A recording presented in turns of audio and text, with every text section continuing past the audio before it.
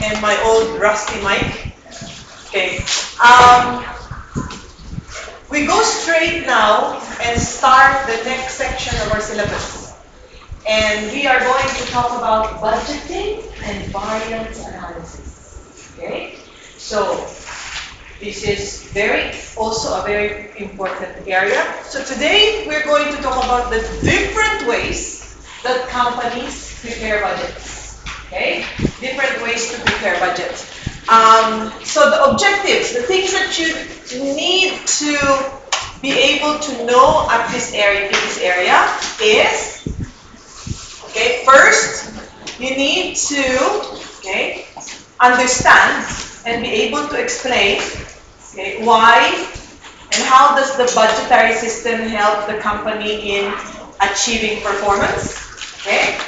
Now, there are things that you should know, different types of budget preparation processes. Top down, bottom up, what else? Rolling budget, zero-based budgeting, activity-based budget, what else? Incremental budgets, okay? And there is a term called, what's the term called? The term is called feed-forward control. Okay? All right. Oh, it's not there here. Is it better? Yes? The light there is not very good. How about here on the other side? Is it good? Okay. All right. So, and then these are called the budgetary systems. Okay? So we need to know these budget systems. What information do you need? Who prepares them? Right? Now, why do I take time to look at learning outcomes? Because from the learning outcomes is where the examiner would like the format of the examiner's question would be. So if it says here, learning to calculate, you know that they will ask about calculation. Yes? When it says here, be able to describe, which means you need to be able to understand the information and where it's coming from. Okay? It's important, the learning outcomes. Okay? Now, all right, so how does the different budget types, okay, right, how useful are they, the different kinds? So in other words, what are the advantages and disadvantages of these budgetary systems? Okay? And then, see, look, what does it say? It says we are supposed to learn to prepare, which means, when you say prepare budgets, which means you need to be able to calculate. Okay? Alright. And are there any issues that, for example, people do not believe in budgeting? Is it something that you agree with, you don't agree with? What is the story? Why do people do not believe in budgeting? So that's the next step. Okay? And what would be the difficulties in preparing budgets? Okay? Now, in a situation when there is uncertainty, you remember what we talked about uncertainty? We said you don't know what's going to happen. So how do you budget? Okay. So how do budget systems deal with uncertainty? Okay. Remember, this is now part C. We finish with A, which is the basic information, and we finish with B. B was decision making. You remember? So now we are in part C. All right? So we need to be able to deal with anything and everything about budgets. Okay? So we begin. All right. There is basically two sets, the budget methods. Okay? So it's not two, there's more. But in this page, we talk about incremental, zero-based, activity-based, and rolling budget. So 4. Okay? 4 methods of, okay? So 4 methods. What are these 4 methods, okay, of budgeting? The first one is called incremental budgeting. Okay? What happens in incremental budgeting? What they do is they take, okay, they prepare the budgets for next year by taking this year's results. Again, I will repeat.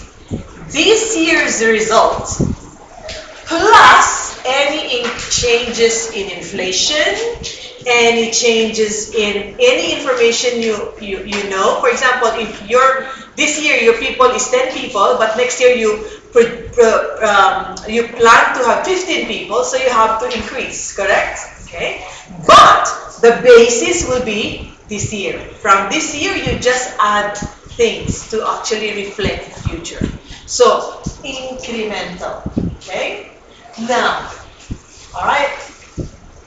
However, it may not be appropriate for certain types of organization or certain types of costs and revenue. What would you think are the types of organization that you cannot take this year and use the same cost this year, the same revenue this year, and just add a percentage? What could be? Is there any company? Yeah. Companies that do not have a regular, it's not a regular kind of business. You don't know what is coming up next. You understand? It's not like if you're selling rice. Yes? You know you're going to sell rice in next year, correct? Okay? And more or less, you know how much you sell the rice, correct? How much is the cost, right? So you basically know how much you're going to sell every year. Okay. Now, what if you're selling technology? You're selling Bitcoin. Okay? Let's say your business is one of those shops in central market. Yes? Now, yes, you will have this year's sale, but then what happens is next year, will you be selling the same product? If it's technology, every year it changes, correct? Okay. So the word is volatile. You know the word volatile? Volatile means it changes. Sometimes it's up, sometimes it's down. You understand? It's not what do you call it? A regular business. You got that? Because of the nature. Let's say if it was technology, you're a store in Central Market, as I say, and you're selling cell phones. Okay? What if you're selling Samsung today, and then what the Samsung releases next year, people don't like it. They don't like the model. They like the Huawei better. You understand? So what happens to your sales next year? Your sales will go down. So really, what happened? Could you take this year's result and just add and deduct expenses or inflation, and then that would be your budget for next year? Very difficult, isn't it? Because it may not be applicable, right? So that's what it means. It may not always be applicable. But what's nice thing about it is that it's easy, isn't it? All right? It's easy and fast. And that's what managers would usually say. Oh, just take this year and add something else. You don't have to bother me about preparing a new one. You understand? Incremental budgeting. All right? Now, zero-based budgeting, on the other hand, are what are alternatives? Sorry, I forget. Anybody who does not have the chocolate eggs? Okay, it's here, although we distributed yesterday, just in case you forgot it at home, okay? Zero-based budgeting and rolling budgeting are another kind of budgeting processes, but we will explain it a little bit later on. Another one is activity-based budgeting. You remember our activity-based costing? Yeah, it's similar to that, except this one, you don't look at what happened. You're looking at what is going to happen, what activities you're going to do. You understand? So you still have cost driver, but your amounts will be not for today or fast, but for the future. Okay.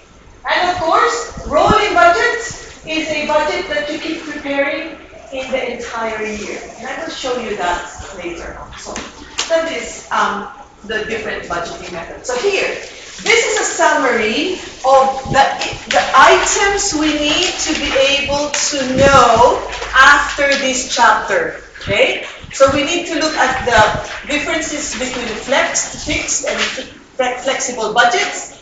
What is incremental, zero-based, activity-based, and rolling budgets? These are the budgeting methods.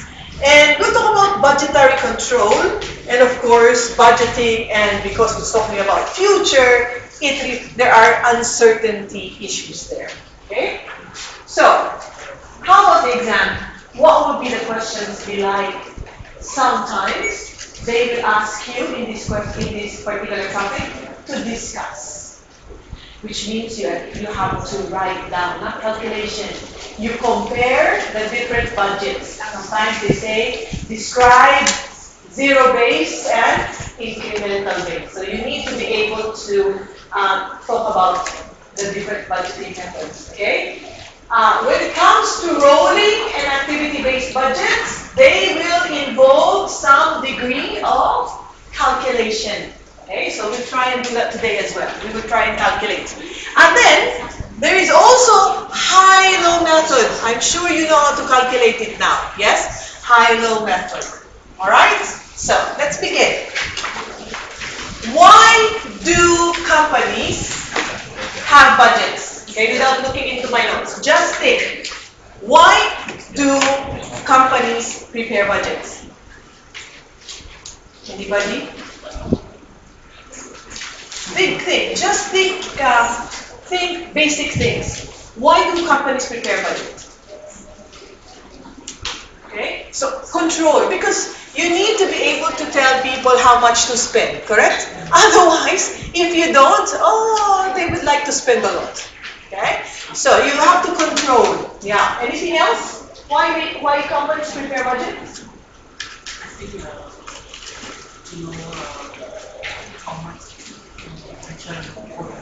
Okay, so you have a projection. How much exactly you're going to sell, how much profit you're going to make. Yes? Okay, so you have an indicator. Alright? Does the shareholders want to know your projection? Yes. Of course. How about your potential investors when you are selling your stocks in the market? Is it something that you would like to tell them what is your projected profit? Sure. Yeah, that's why at the beginning of the year, these Microsofts and these IBMs and this Apple, they will release what we call a profit projection. Yes? Okay. So that people who want to buy their stocks or their shareholders know what's happening to my money. Yeah? What's happening to my money? So budgeting is also, there are many, therefore, objectives, okay, why people, all right, want to prepare budget. Another thing is that, there is a strategical plan, correct? Okay, and there's the annual budgets that needs to be established so that they can see, okay, that the objectives can be reached. Now, it actually also, when you prepare budgets, it forces the managers to plan. It forces them to plan how to sell so many units, correct? It forces them to plan how to save costs. Alright?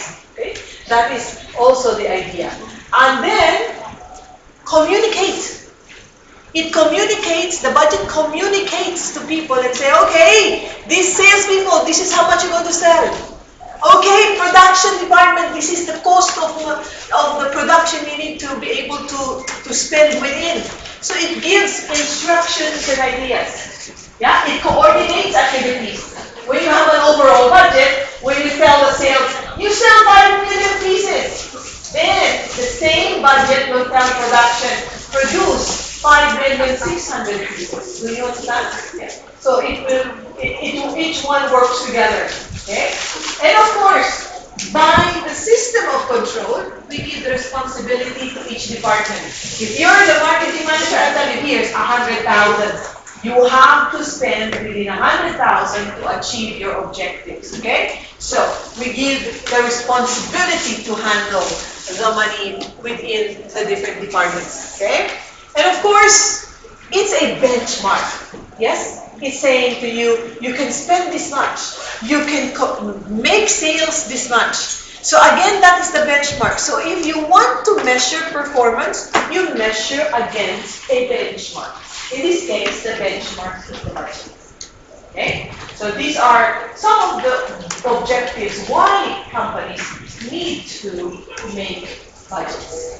Okay? So to summarize, to actually summarize what I just said, there's a mnemonic code I put, and my mnemonic code is PRIME, Prime. Okay, can you remember that? Yes, PRIME. PRIME represents the purposes why companies have budgetary control. Okay, why they actually prepare budgets. Number one, what is P? Yeah, you remember? So, listen to this. If Canadian Bank says, oh, in 2020, we want to build 2 more branches in Siem Reap, they have to put it in the budget. Okay? The branch, the building will not build itself unless they put the money aside. Correct? Okay? So planning, budgeting serves the purpose of they will be able to plan what is happening, correct, in the future. Put aside the money for that plan. What did I say about responsibility? It gives, when you do budgeting, it gives different departments responsibilities. Remember, responsibility accounting. You know who has authority over the money, who has been delegated to spend the money. I. What is I? Integration and coordination. So in other words, everybody works towards the same goal. That is what integration is. Okay? And therefore, each job is coordinated. In other words, each objective talks to each other. Okay, talks to each other. So then, if everybody will work in the same with the same plan. Okay, and motivation. Okay, motivation means why do you think planning motivates? How does the planning motivate? How does it get people to like doing what they're supposed to do? Evaluation is here. It's in the E. But how do you motivate them? Through the budgets. Anybody? How do you motivate? How do you motivate when you set up budgets?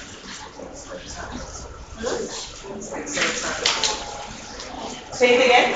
It's like sales targets. Like a good sale. Okay, so you give targets. Okay? So if you give targets, you give them a sense of purpose. You understand? It's like, oh, I'm going to reach this. Oh, I have to spend within this amount. You understand? So it gives them like a guideline of what they need to do. And sometimes in certain companies, if you reach your targets, then you are rewarded. Correct? You are rewarded, so you get motivated to do your job. Okay? And of course, what did we say earlier? E for evaluation. Evaluation of performance. Remember, the budget is like your target. So it compares your actual versus your budget. And control, of course. Okay? Which means you actually spend within that amount, or you need to be able to reach a certain sales target. So again, make sure you remember these purposes. Because they may ask, the examiner may ask you, state and explain the purposes or objectives of budgetary control. So you have a guide. You understand? Okay, and all you need to do is explain it. Alright, so again, you need to be able to, this slide needs to be a star, isn't it? Okay? Okay, so let's see. Oopsies. All right, so this one is a star. Okay, you know what is a star, right? The star means I need to make sure I remember this. Okay. All right. Cool. Agree. All right, next one. Okay.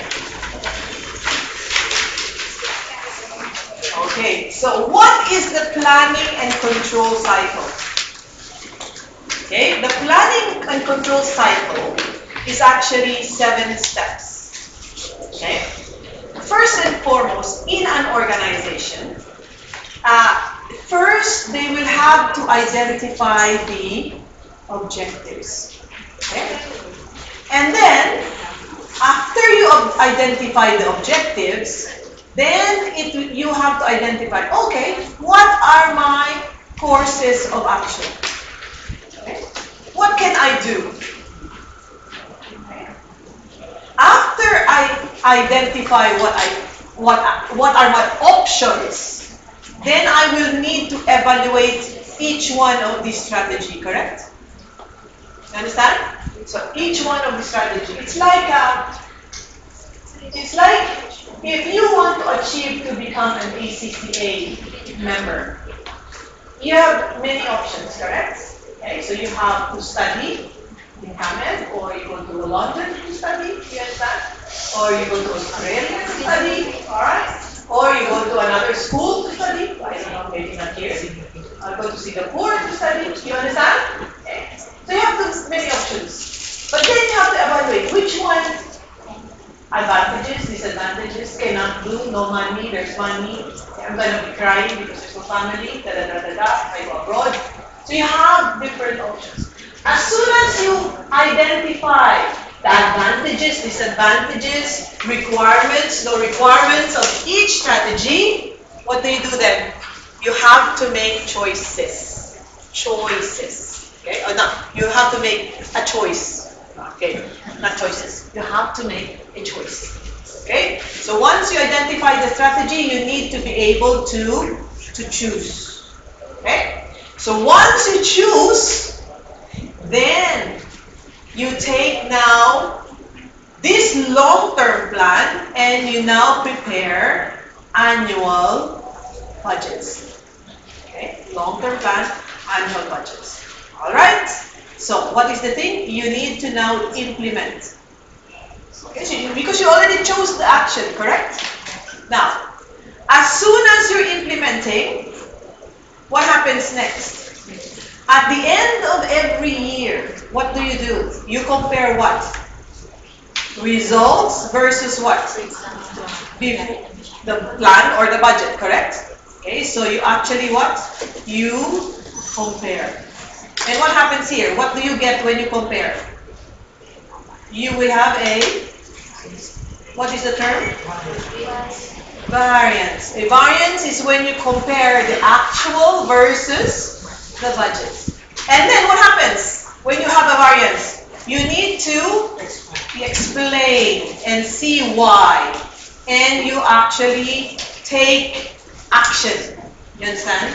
Take action. When you say respond, the things that when you say respond is you need to know why, and you need to be able to take actions. Okay? You understand? Actions, in other words, so that it will not happen again. Okay? In the future. Now, where is the planning part and where is the control part? From which number to which number is planning? Because there are 7 steps here. Planning starts from 1 until where? Okay, very good. 1 to 5 is the planning stage. What about 6 and 7? It's called a control. When you control is when you assess your results versus your budget. Do you understand, everybody? Yes? Do I need to understand this? The answer is yes. So, not really memorized, but I told you, you need to be able to understand. Yes? Please understand this. Alright? What are the planning stages? And what is when you say control? What does that mean? You understand? So you'll be able to explain the process of the planning and control cycle. It's a cycle. Because once you finish here, you have to start again. Correct? You have to start again. It's a cycle. Yes? Yes.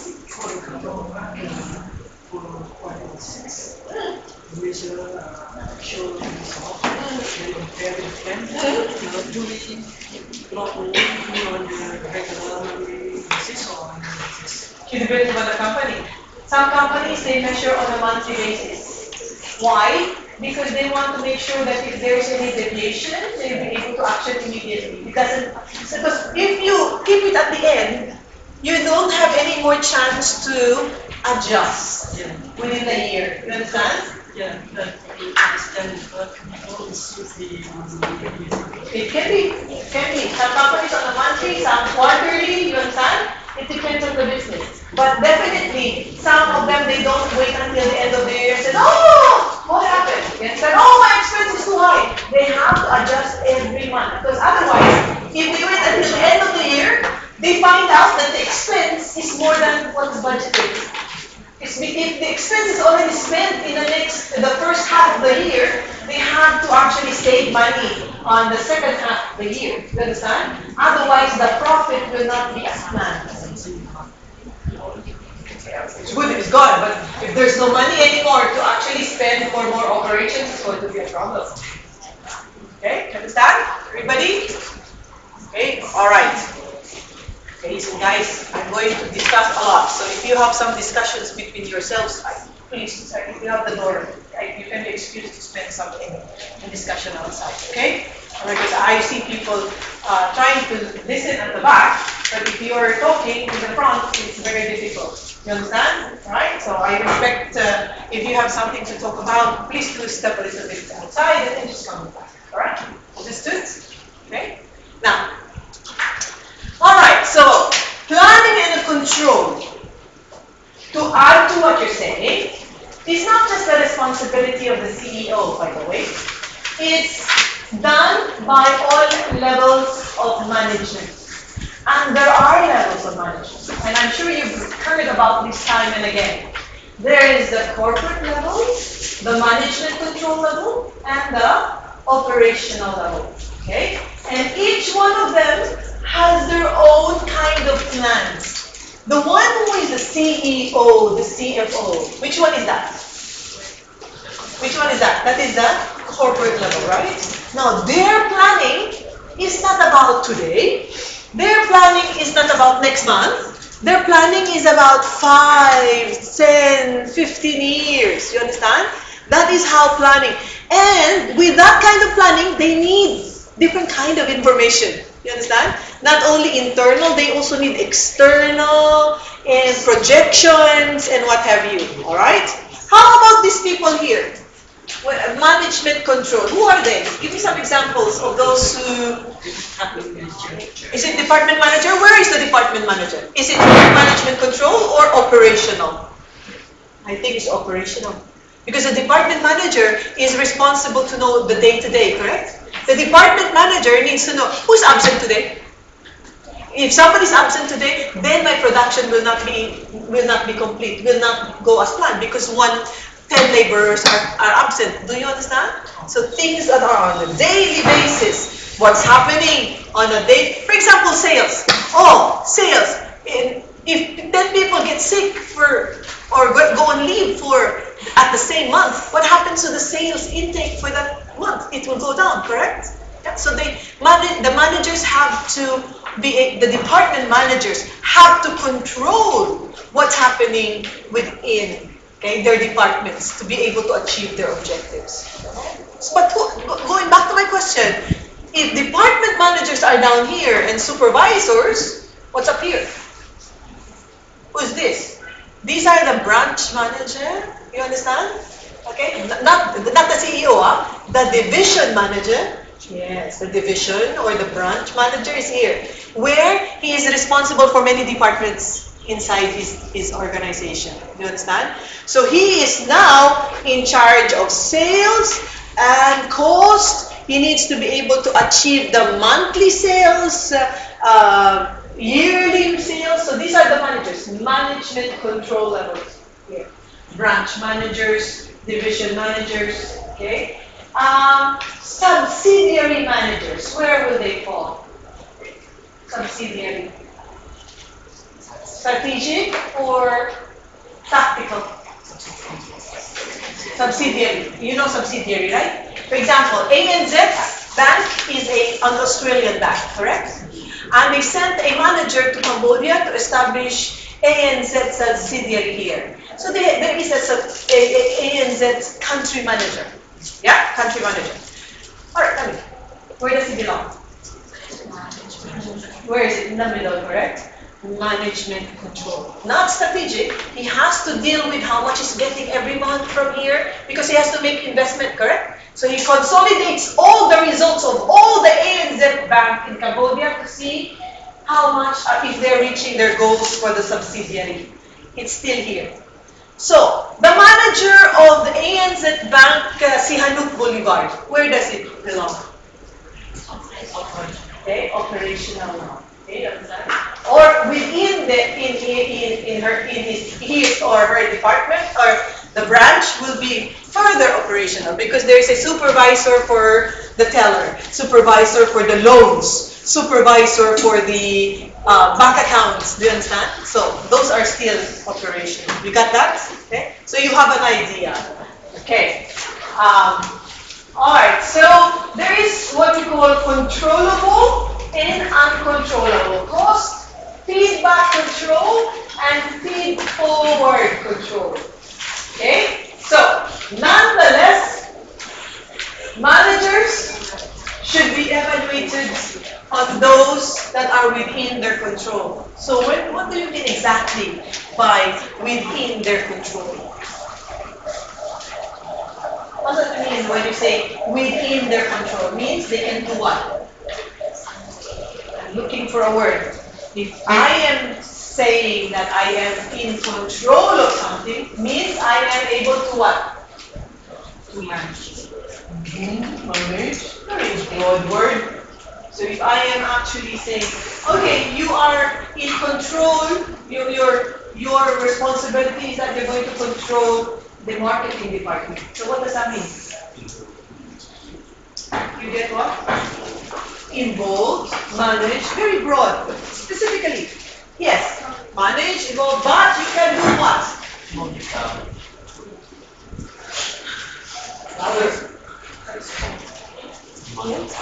Monitor, involve, manage, yes, correct. But there's something I want to know. You can do what? When you say within your control. Change. Change, which means you have the capacity to make, yes, make decisions. When you change, you have to make decisions. When you control, when you get involved, you have to make decisions, correct? Because in your department, you have to say, do I buy this? I do not buy this. Do I send this person to go and get sales from this or not? You have to make a decision. Okay? So if that manager is responsible to make decisions within the area of marketing, then he should be evaluated based on that. Okay? You cannot say to marketing manager, why did you not negotiate for the rent?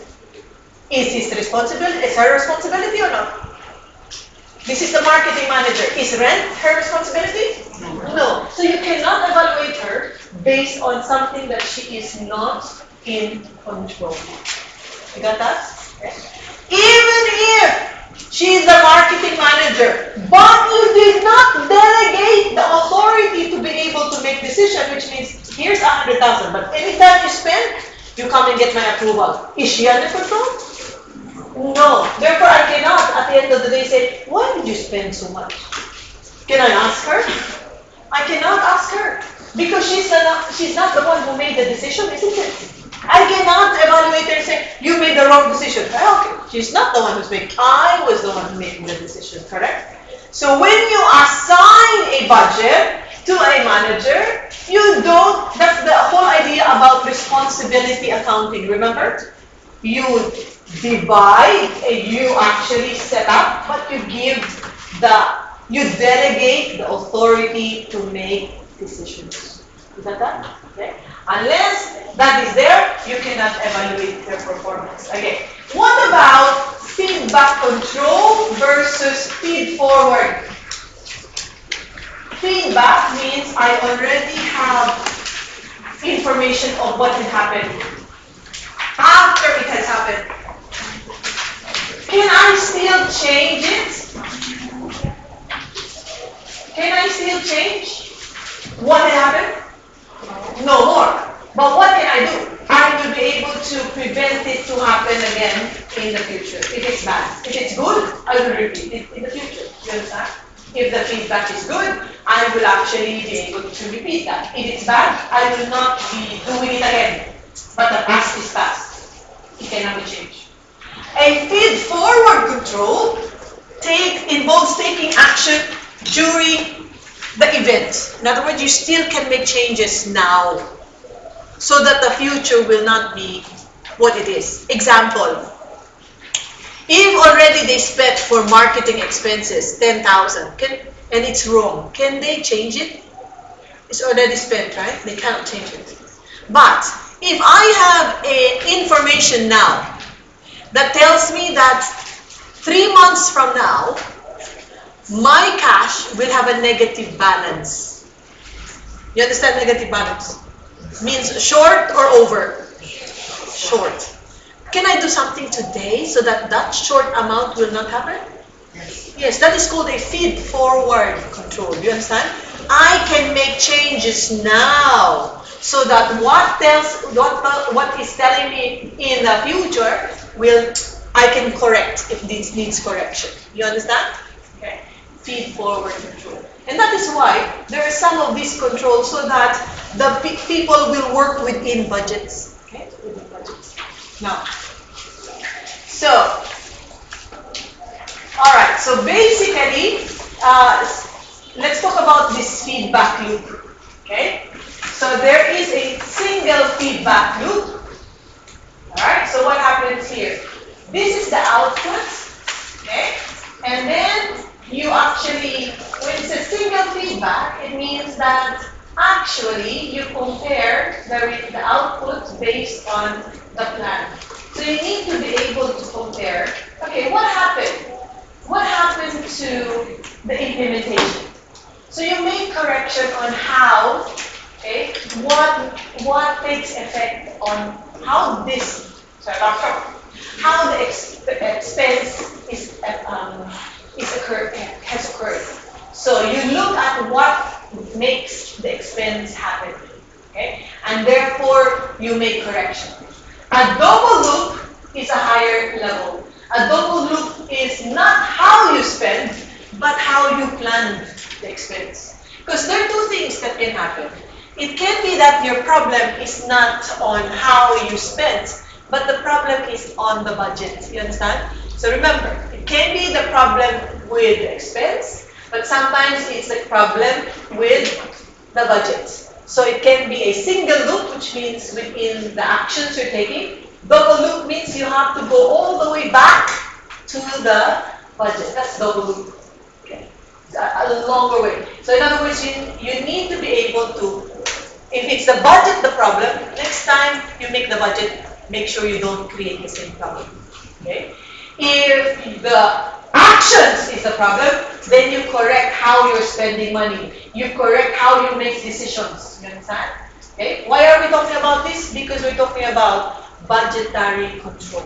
And budgetary control has two parts. What are the two parts? Planning and control. You understand? Planning and control. Now, when I say planning, you think about those 6 steps. Okay? Or 1 to 5, sorry. Okay, so can you remember? What was the first step in the planning part? Identify the what? Okay, your objective first, correct? Second, once you know what you want to do, you have to identify what? What are my alternatives? Yes, my choices. So, now you have choices. What do you need to do now? Not yet. How can you choose? You don't know yet? Oh, you have to evaluate each. Yeah, when you say evaluate, means you say advantages, disadvantages, you understand? Okay, pros and cons, we call it, you understand? How much money is needed for each one. So that is what we call evaluation. Once you know, You choose. you choose. And once you choose, you implement. Good. Excellent. Are you reading or are you looking at me? Alright, so that is the planning stage, right? And then after that is the control stage. What are the 2 steps in the control? Number 1 is you compare, you measure the actual versus the plan or the budget, correct? What's the second step after you know, oh, there's a variance? You need to respond. When you say respond to that variance means you have to look for the reasons why. And then if there's something that needs to action, you need to make sure you do action, corrective action, so it will not repeat again. And that is the action that we're looking at. Is it a single action, single loop? Or is the action a double loop? You understand? Is it a single loop? Is it action on how to spend? Or is it double loop? Then you have to go back to how you budget. You understand? Very simple, isn't it? Okay, so now one of the things, right, is how do companies prepare a budget? Okay? When it comes to budgeting style, one of the things we look at is participation. What does it mean, participation? Who are involved in making the budget, correct? Okay.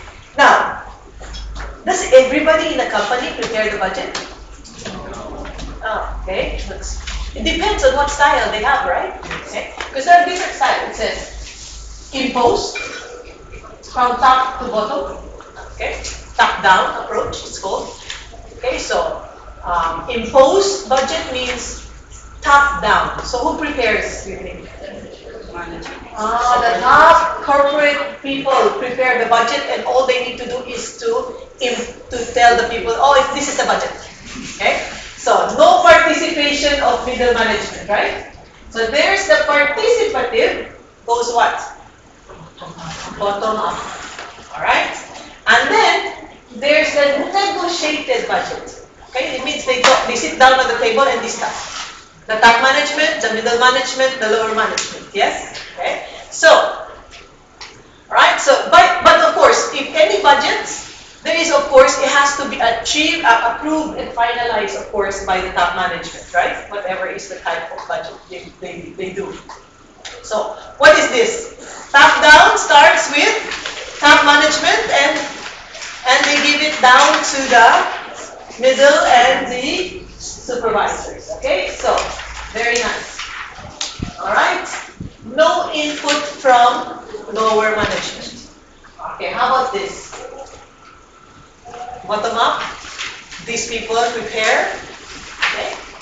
And of course, you have negotiated budgets. Now, which is good? Top down, bottom up? What do you think? Combined together. Combine together, so negotiated. Okay, you don't like top down? You don't like bottom up? Okay. Which one do you like? You don't like? You don't like anything? You don't like to prepare budgets? If you're working for the company, this is one of the time of the year that everybody don't like to do. You understand? Because you have to start projecting the future. Who in the hell knows where to start? Understand? So, everybody, of course, is taken out of their job to prepare a budget. That's why they say, why cannot the accountant just do the budgets themselves? Okay? But, of course, we don't have information about everything. So that's why everybody in the company needs to participate. Okay? Now, what is good and what is bad? Now, remember that yesterday, aside from these handouts, I also gave you something else. You remember the additional information I gave you? Remember that paper? If you look,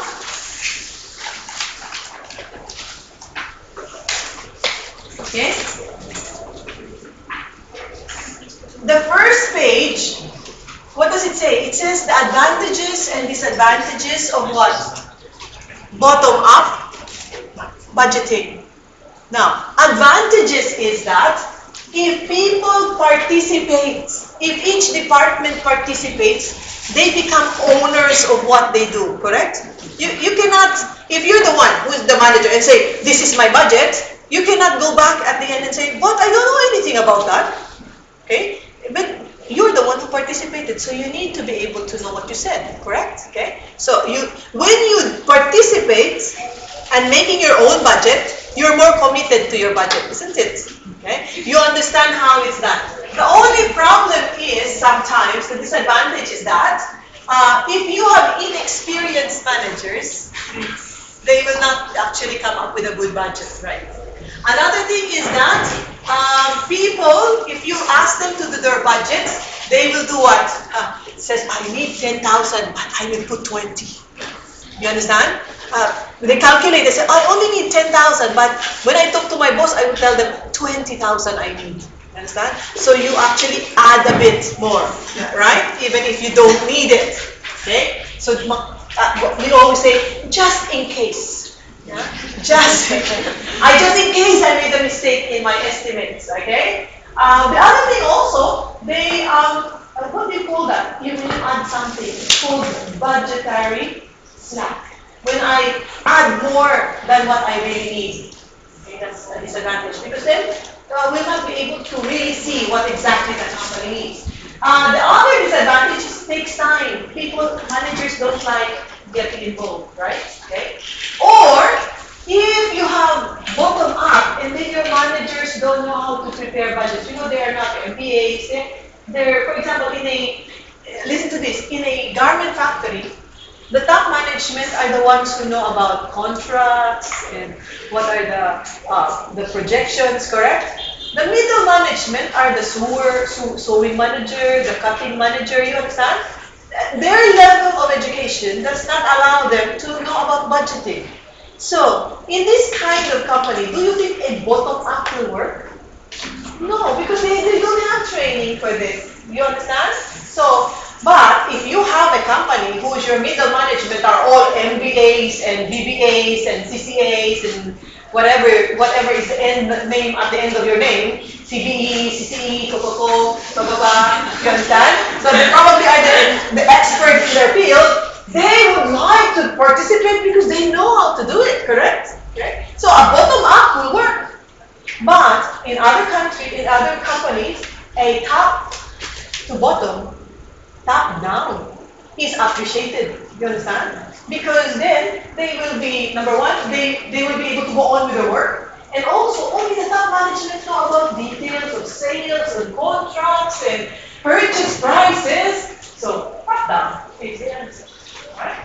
So if you go to the further page on this additional information, you see the advantages and disadvantages of top-down approach. Okay? So it is a good reading to do. I don't expect you to memorize, but have an understanding about that. Okay? So it's very good information. See, try. If you look down in the next pages, you'll see what I mean. Okay? So incremental budgeting, we'll talk about that in a moment. Zero-based budgeting, where is that? Bottom up.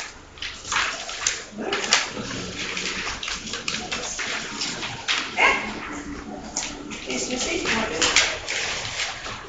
Okay. Top down is what I just go here. Okay? It's a very small information, but bottom up is discussed here. Okay? Alright. Now, let's talk about the other budget systems. Incremental, fixed budgeting, flexible budgets, okay? Alright, what did I tell you? Incremental means? You use your current year and you have to just add, correct? Yes, a percentage or any changes. Now, what happens? The problem with incremental is that, you remember the budgetary slack? What is the slack? I just explained to you what it is. Just the additional just in case I add to what I already need, correct? Okay. And what is inefficiency? Because you take the current year, maybe the current year is overspent. Because people did not, for example, find the correct supplier. Because they were lazy to find and get quotations and find a better supplier. So now they spend higher. Then you just accept it and just add more for next year. So you, in other words, you accept the inefficiencies, correct? So this is a disadvantage of this, alright? However, it's really no problem. It's very straightforward. In other words, it is easy to do, easy to calculate. Okay? Now, alright, so add a certain percentage, we said, and then it allows for slack and waste. And wasteful spending. What does it mean, wasteful spending? Example. If during the year I have a budget of 20,000 in my department. I already finished all my objectives, my actions, and I only spent about 50,000 out of the 20,000. And everything is done. Now, because our company does incremental budgeting, what will happen to my budget next year? It will take what? It will take 15,000 plus inflation, correct?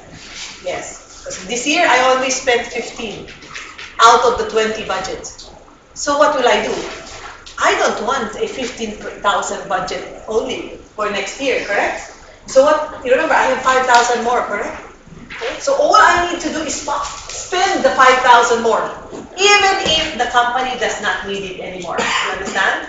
I can spend the 5,000, maybe even the carpet is not yet time to change. I change it already. You understand? Okay? Because I need to spend the 5,000. Okay? Or even I don't need curtains because it's okay. I will buy curtains just to spend the 5,000 more. That is what you call wasteful spending. Okay? Why do you want to spend? Because if you don't spend the entire 20, your budget next year is no longer 20. It will be 15 plus 6%. You understand?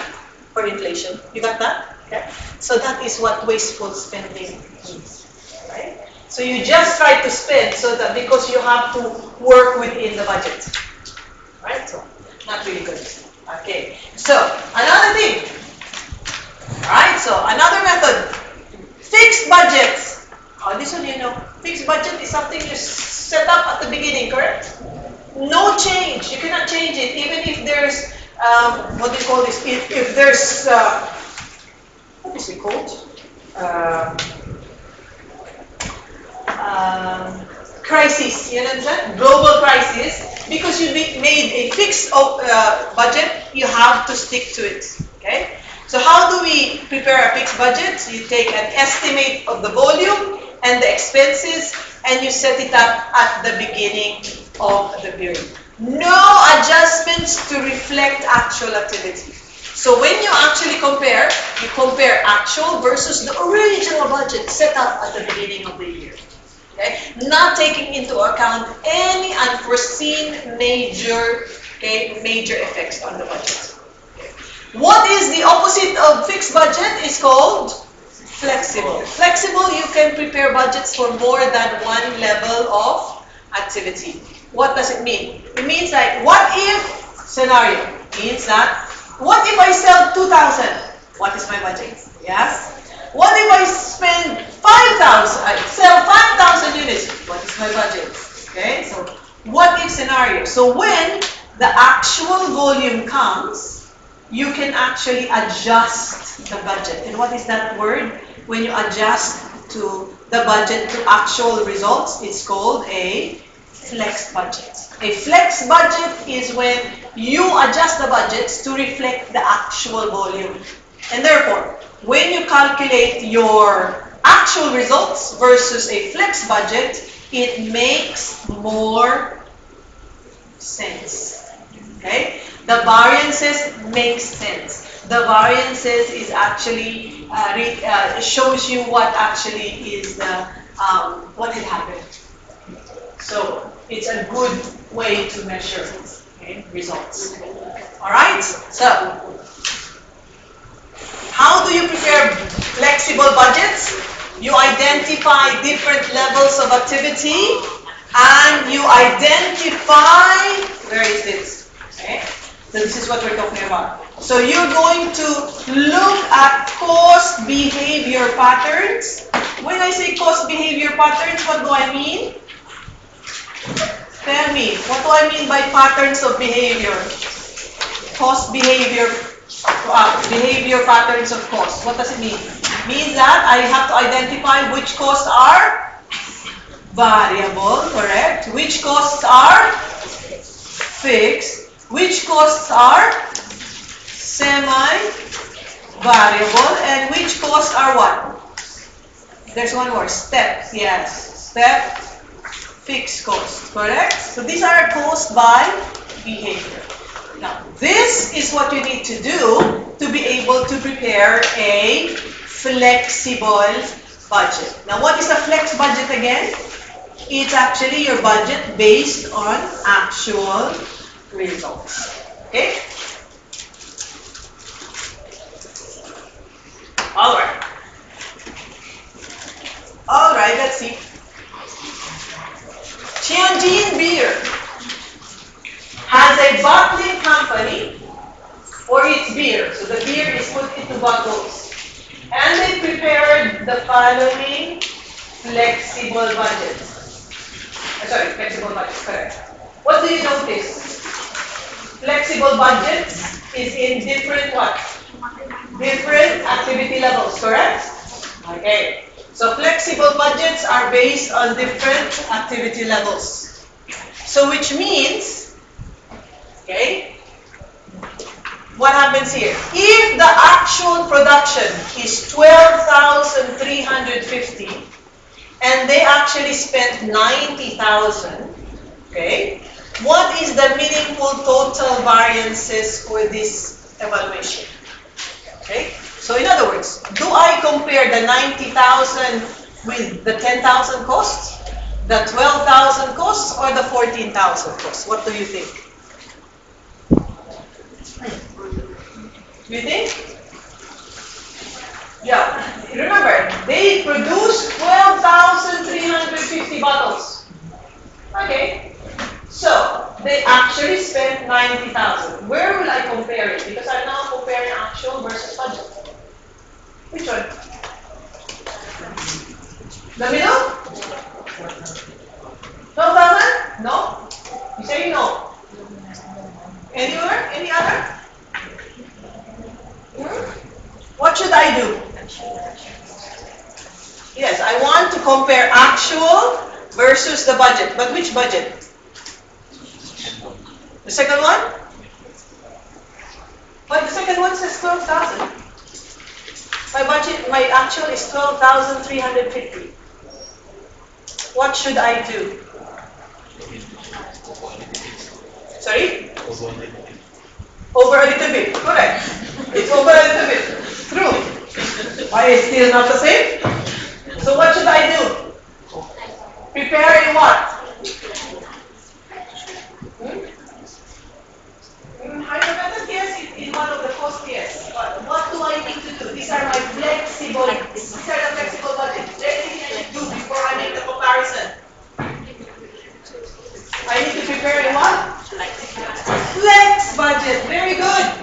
I need to prepare a flex budget. Okay? How do I prepare a flex budget? Because now I have a budget for 10, 12, and 14. So my flex budget should be for what? How many units? 12,350. Because these are the units is there. So these are the flexible budget, but I need to prepare a flex budget. Now, a flex budget uses actual units, correct? Now tell me, what are the amounts here? Can you give me? How do you know? You remember what I told you about behavior of costs? So tell me, which one is variable, which one is fixed, and how do I add this here? Can you tell me? Yeah? Can I know? Okay, can you calculate, please? What is my result? What is my flex budget? First step, identify your cost. So now you know it's your flex, right? Identify which one is variable, which one is fixed. Once you know what is fixed, it's easy. The variable, you have to find out what? Variable cost per? Yay. And if you have a semi-variable cost, what do? You prepare a high-low method. You have to separate the fixed and the variable. Okay, can you identify? Quick, quick, quick, quick, quick, quick.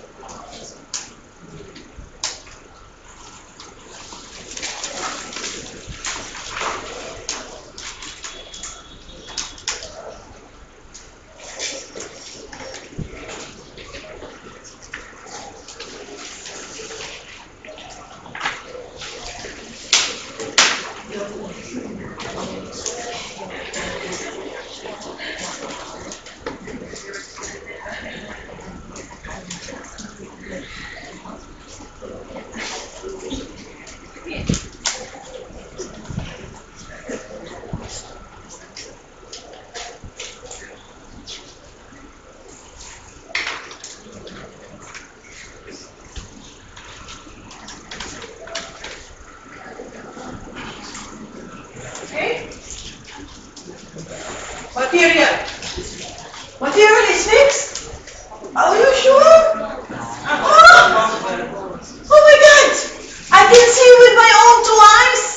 The cost changes. It's not fixed, isn't it? He said material cost is fixed. Is it fixed? Maybe my eyes is fixed, but yeah, it's not fixed. Okay, sorry. Okay. Which one is fixed? Which one? Ah, yeah. So the overhead is fixed. So that one easy. All I need to do is write it 20,000 here. Correct? Goods. What about materials? Is it fixed? Is it variable? Yes. Why do you say? 0.7. What? Price per unit is 0.77. 0 point? So just How did it become 0.33 per unit? divide by the total count. Yeah. But even if I don't use a calculator, 30,000 divided by 10,000 is not 0.33. Is what? $3, correct? $3, $3, $3. Is that correct? Yes, okay.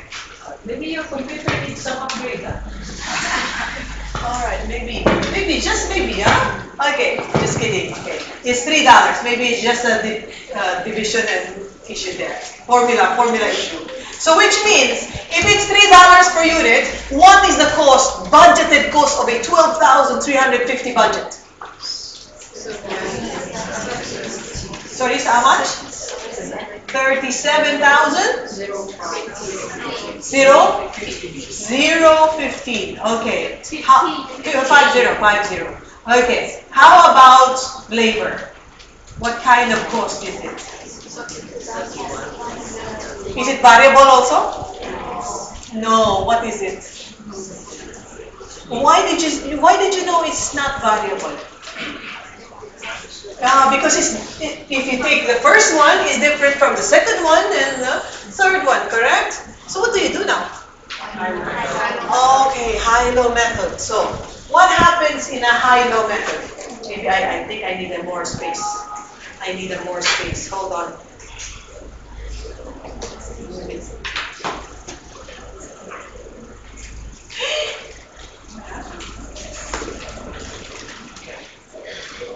Alright, so I need more space. Here we are, high-low method.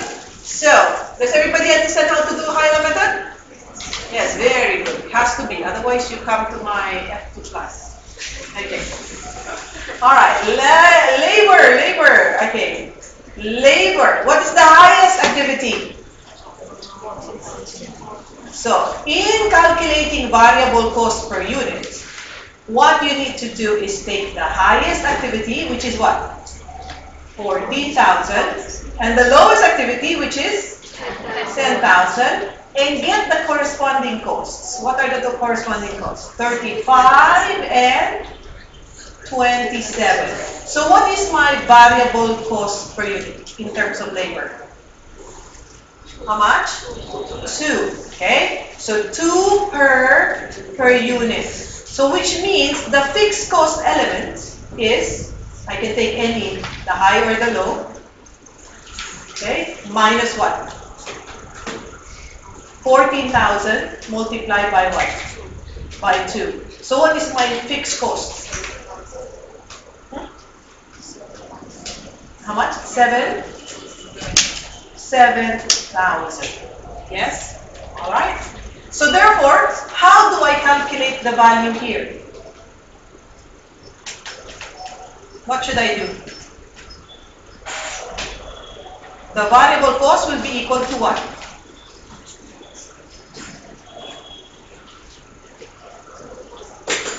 So, what should I do here? How much will I put under our chart? Variable cost will be what? 12,350 multiplied by 2. Very good. And then fixed cost will be 7. Correct? Yeah. So what is the total cost? What is that? 24,700. Is that correct? Yes. So therefore, it's what? 31,700. So I write here 31,700. Correct? So what is our flex budgeted total?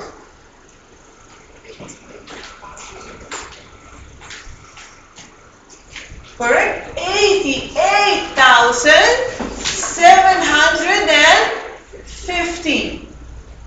Now compare that with what? What was the actual cost? 90. So let's take a look. All right, so you have actual expense is 90,000. Flex budget is what? 88,750. What is our variance?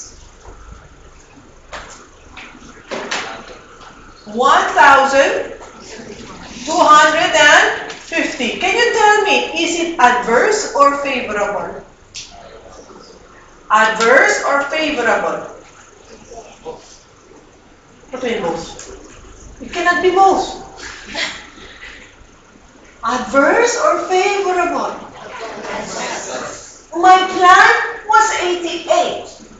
I spent 90, which is more, correct? Oh, which means my profit has just decreased by 1,250. I don't like that. That is what you call adverse variance. Yun? Okay. So, when you flex the budget, you take the budget to the actual level of activity. Understood? Yes? Okay. Question?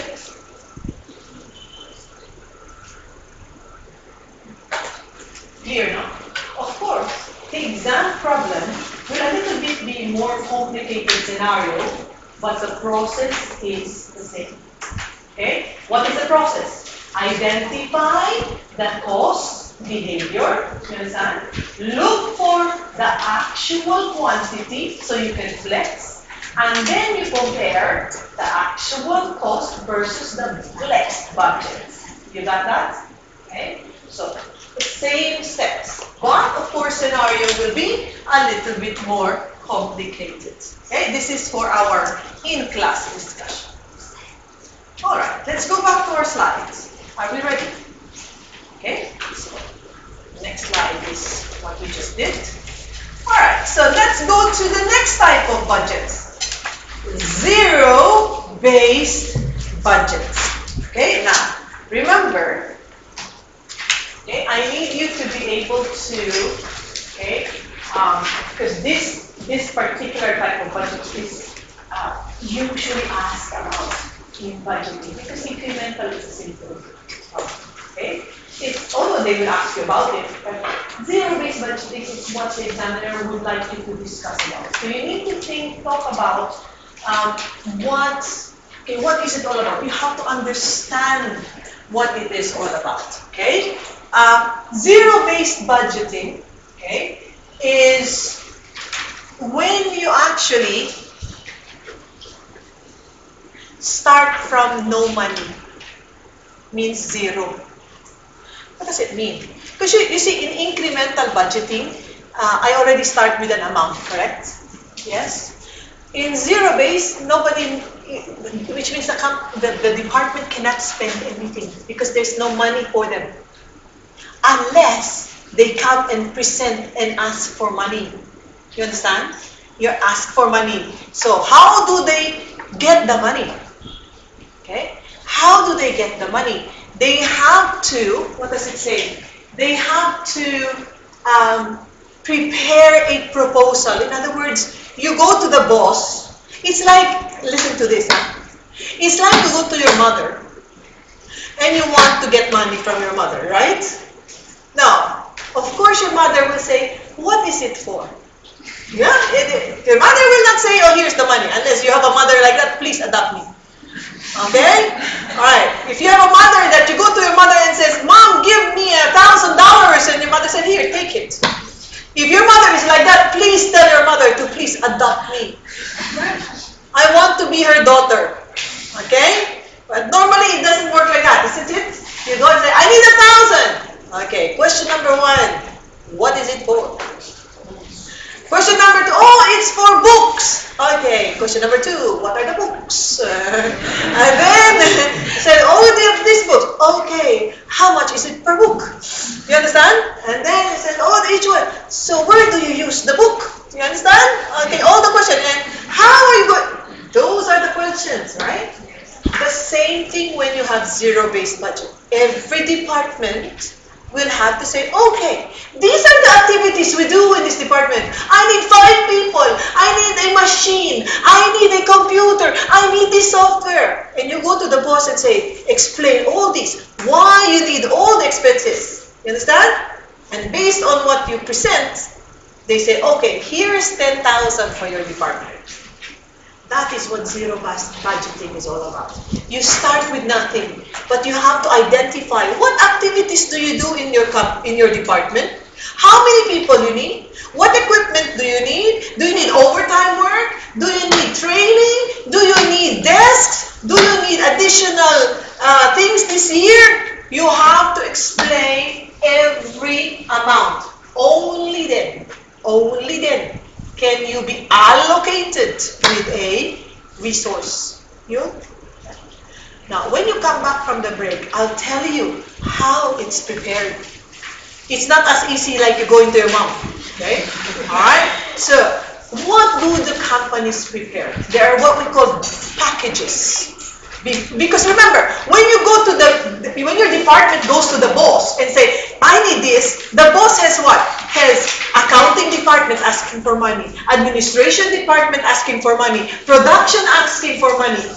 And then the boss says, this is the only money I have. So he has to make sure he gives everybody what is the money due to them. You understand? So he has to make a decision. Alright, you understand? Okay, good. So take a break. When you come back, hopefully you have enough food in your stomach. You will understand what I'm going to tell you. Okay? So see you in 15 minutes. How are you feeling now? Better? Alright, come back in 15 minutes, okay?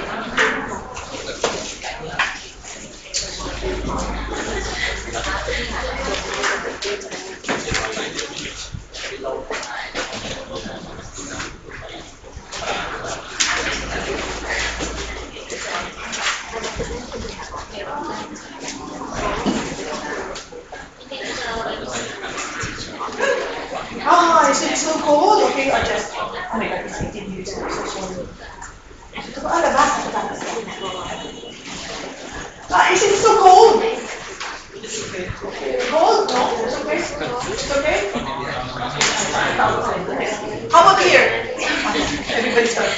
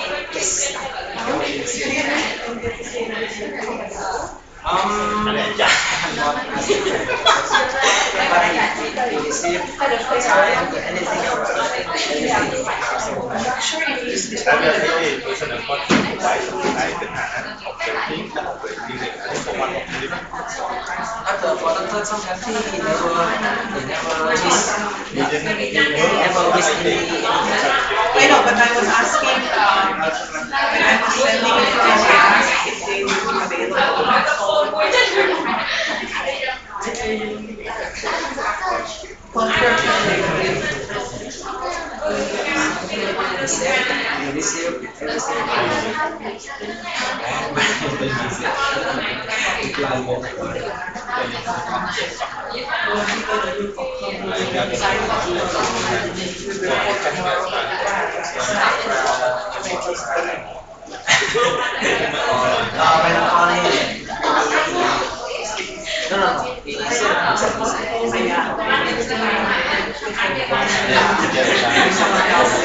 Okay, thank you.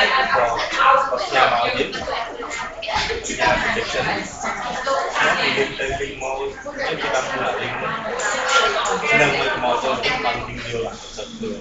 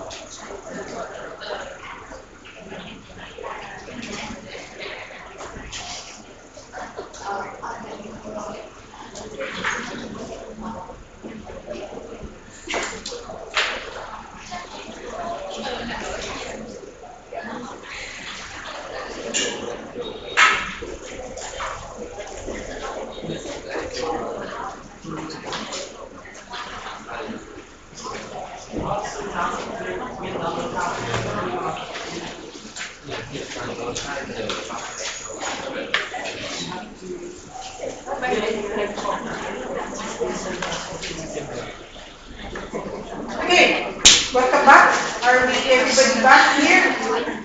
All right. Ooh, we're missing something. 2 minutes and we begin.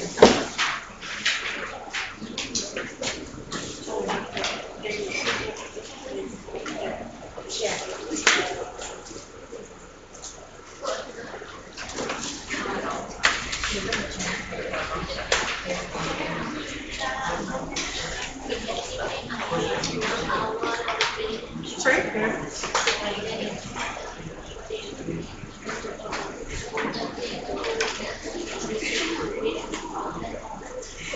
It's just an introduction.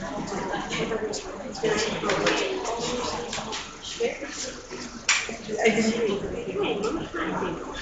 I went straight to this.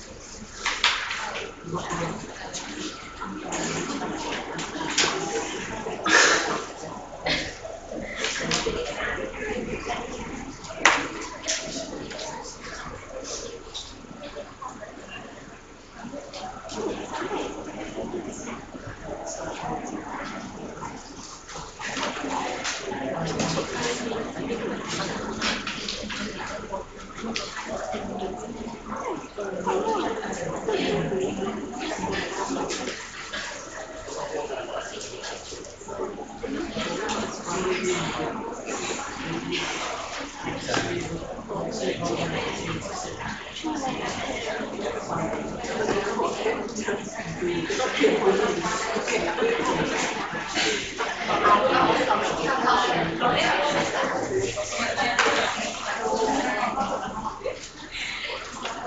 I think I can start. Yes. All right. Remember, before we left for the break, we talked about zero-based budgeting. Yes.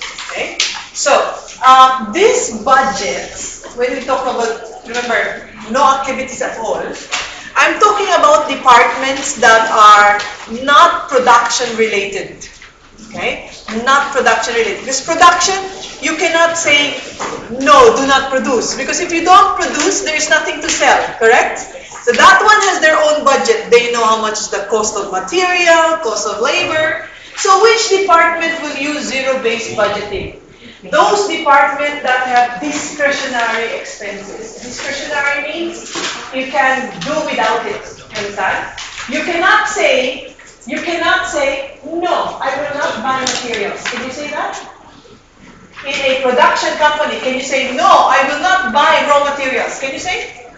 You cannot. It is essential, isn't it? No, I will not pay for laborers. Can you say that? You can't. Otherwise, there will be nobody producing the product, right?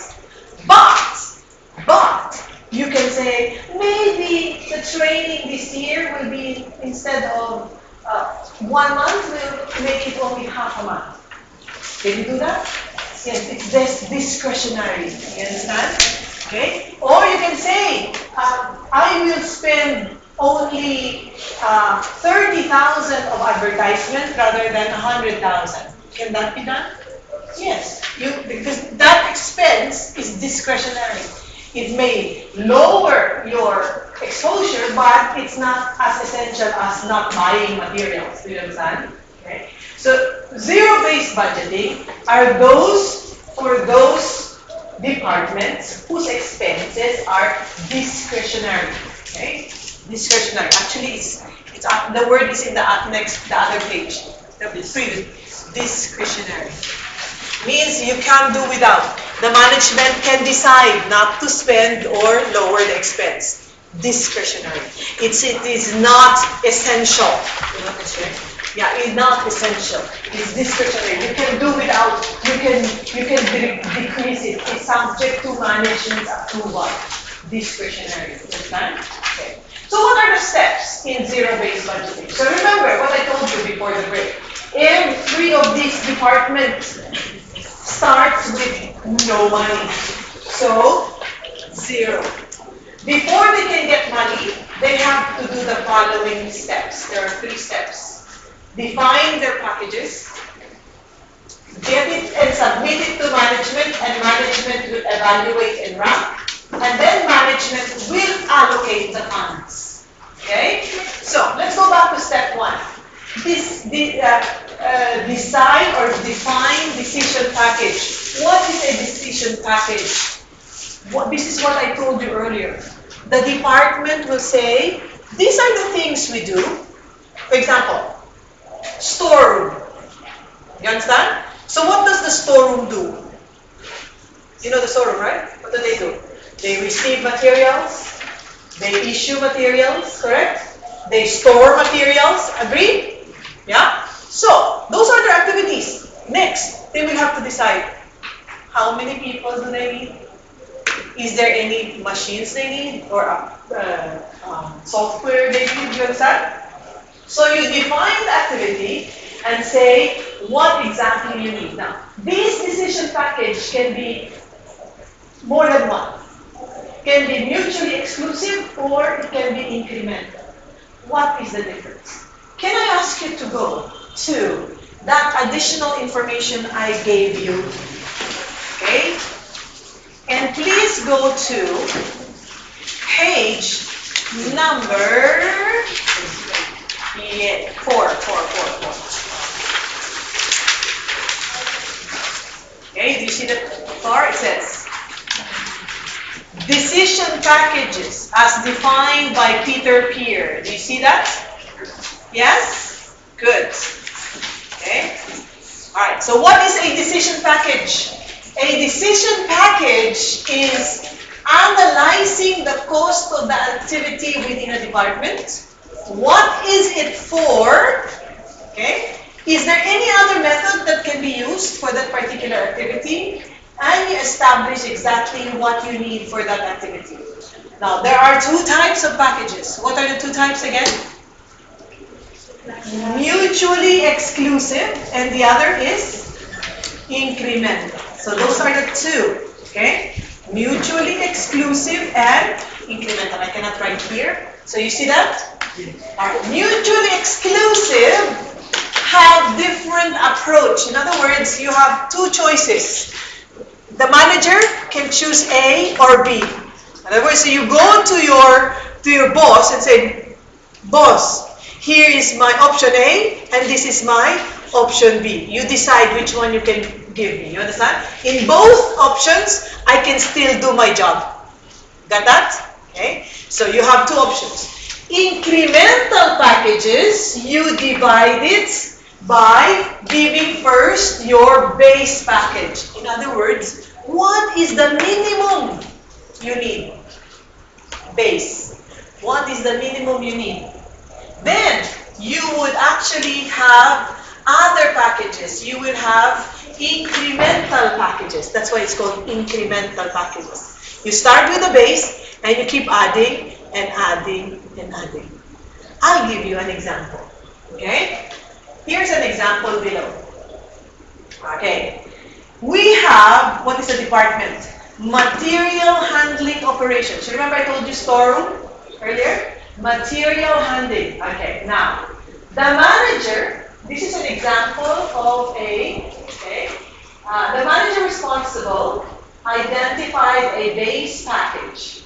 Okay, a base package. And this is an example of incremental package. Okay, the mutually exclusive package is you have two options, and the manager, the boss will actually choose which one. Okay, they have money for. But for incremental packages, this is what happens. The manager of this operation says, listen, boss, I need to do this activity, handling all the materials, receiving, releasing, storing. I need 5 workers and a supervisor. The annual expense, including overtime, will be $375,000. So that is the basic needs. All right? Now, he then says, okay, boss, all right, just in case you have more money, you understand? He's asking for money, remember? Yeah? In case you have more money, all right, the manager said, oh, you see, if you have more money, maybe we should rent 2 forklifts. You know what is a forklift? There's a machine that looks like there's a fork like that. Yeah, what do? They lift cargo up to the shelf, right? Okay. It says, maybe, just maybe, if you have more money, I would like to rent 2 forklifts, each costing $20,000 each year. And you know what? We will be able to put more goods on the top because you have a machine to do that. If we have people, it's very difficult because it's too heavy. Okay? So, therefore, your health and safety risk for workers will be reduced, and you have a savings of $5,000 because now there will be no need for overtime because the machine can do the work faster. You understand? So just in case you have extra money. So incremental package number 1. Because the other one was base, correct? Base package, incremental package. But then the manager did not stop there. He made incremental package number 2. He says to the boss, boss, you still have extra money? Please, if you still have extra money, then please, can we buy a computer software? It will cost $60,000. The benefits is that we will be able to efficiently manage the incoming, the outgoing, the quantity in the items in the storeroom. We'll be able to manage, control the inventory better. Do you understand? So it will cost how much? $60,000, and there will be lesser what? Lesser downtime. In other words, materials will be managed well, so there will be no stock outs. You understand? Okay. And there will be lesser what? Lesser overtime because people will be able to manage the inventory. So you have a base package, incremental package 1, an incremental package 2. Now, when the boss evaluates, so step 1 is making, what do we call this again? Decision, what is it called? Decision packages, correct? Okay, the decision package is 2 kinds. What are the 2 kinds of decision package? Mutually exclusive and incremental. Alright, so once this package, okay, the base package is your priority. The 2 incremental packages will have to wait until there's extra money. Do you understand? So if the company has extra money, they can actually give additional incremental 1, package 1, or incremental package 2. So once you prepared the decision packages, the second step is the manager will now evaluate, because every department will give theirs. So the manager will say, okay, which one is needing basic information first? You understand? Basic money first. Then if I still have money, then I can give to the incremental packages. Do you understand? Okay? So that is how then after he decides and he ranks which department he will give money to, then he will allocate the resources. Yes? You understand? Okay? So, what are the advantages of CBB? You see, in CBB, the manager has to analyze the activity again, correct? So he will try to remove any inefficiencies, because inefficiency costs money. Now, in this case, they don't have it. And he has to justify to the boss. So if he puts something that is inefficient, the boss will detect it. He says, why are you paying for this? This expense is not doing any advantages to us. Okay? So he will remove inefficiency.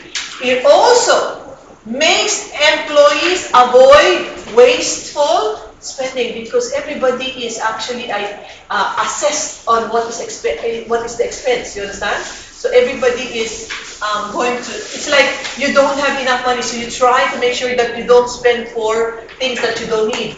Yeah. And then, of course, it makes use of better of the resources of the company, because you actually spend for something that is needed rather than what is wasteful. You understand? The disadvantage, what do you think? Disadvantage. It takes what? It takes time. For the manager to actually do that analysis, it takes time to analyze what activity, find out what is the cost, okay? Alright? And some people who, when the company starts doing BTB, they will say, maybe the company is going to close down now. They don't have money anymore. They're trying to be stingy. That's why they're trying to count every expense, because they don't have money anymore. So suspicion. They say, oh no, maybe they closed down. We don't have jobs anymore. This is what they think. Understand? Okay? And of course, the other disadvantage is that sometimes, that example of incremental packages, it's not as easy to identify what's the advantages and disadvantages of spending for the software, or buying the forklift, or renting the forklift, okay? And ranking can be problematic, okay? It's very difficult to say who needs the money more than the other, because every department says, but I'm an important department, you understand? But this expense of mine is important. The other department, this is important too. So how do you decide which one will be given the money first? Okay? Disadvantage. Alright. Now then, tell me, which kind of companies or businesses do this, or institutions? Zero-based budgeting. You know who? Non-profit organization. Example, government agencies. Yes? When your government gives money, for example, to government hospitals, they start with zero. They have to go to the government and ask, okay, this is my budget for the year. Yes? Alright, schools, public schools, they also have to actually justify for the money that is allocated to them. Non-profit organizations, charitable institutions, they depend on what the money is coming from the donor, correct? And sometimes this donor, like USAID, etc., they will ask you to prepare the budget, and then you have to explain to them, why do you need 10,000 to actually educate the mothers in the provinces about child care?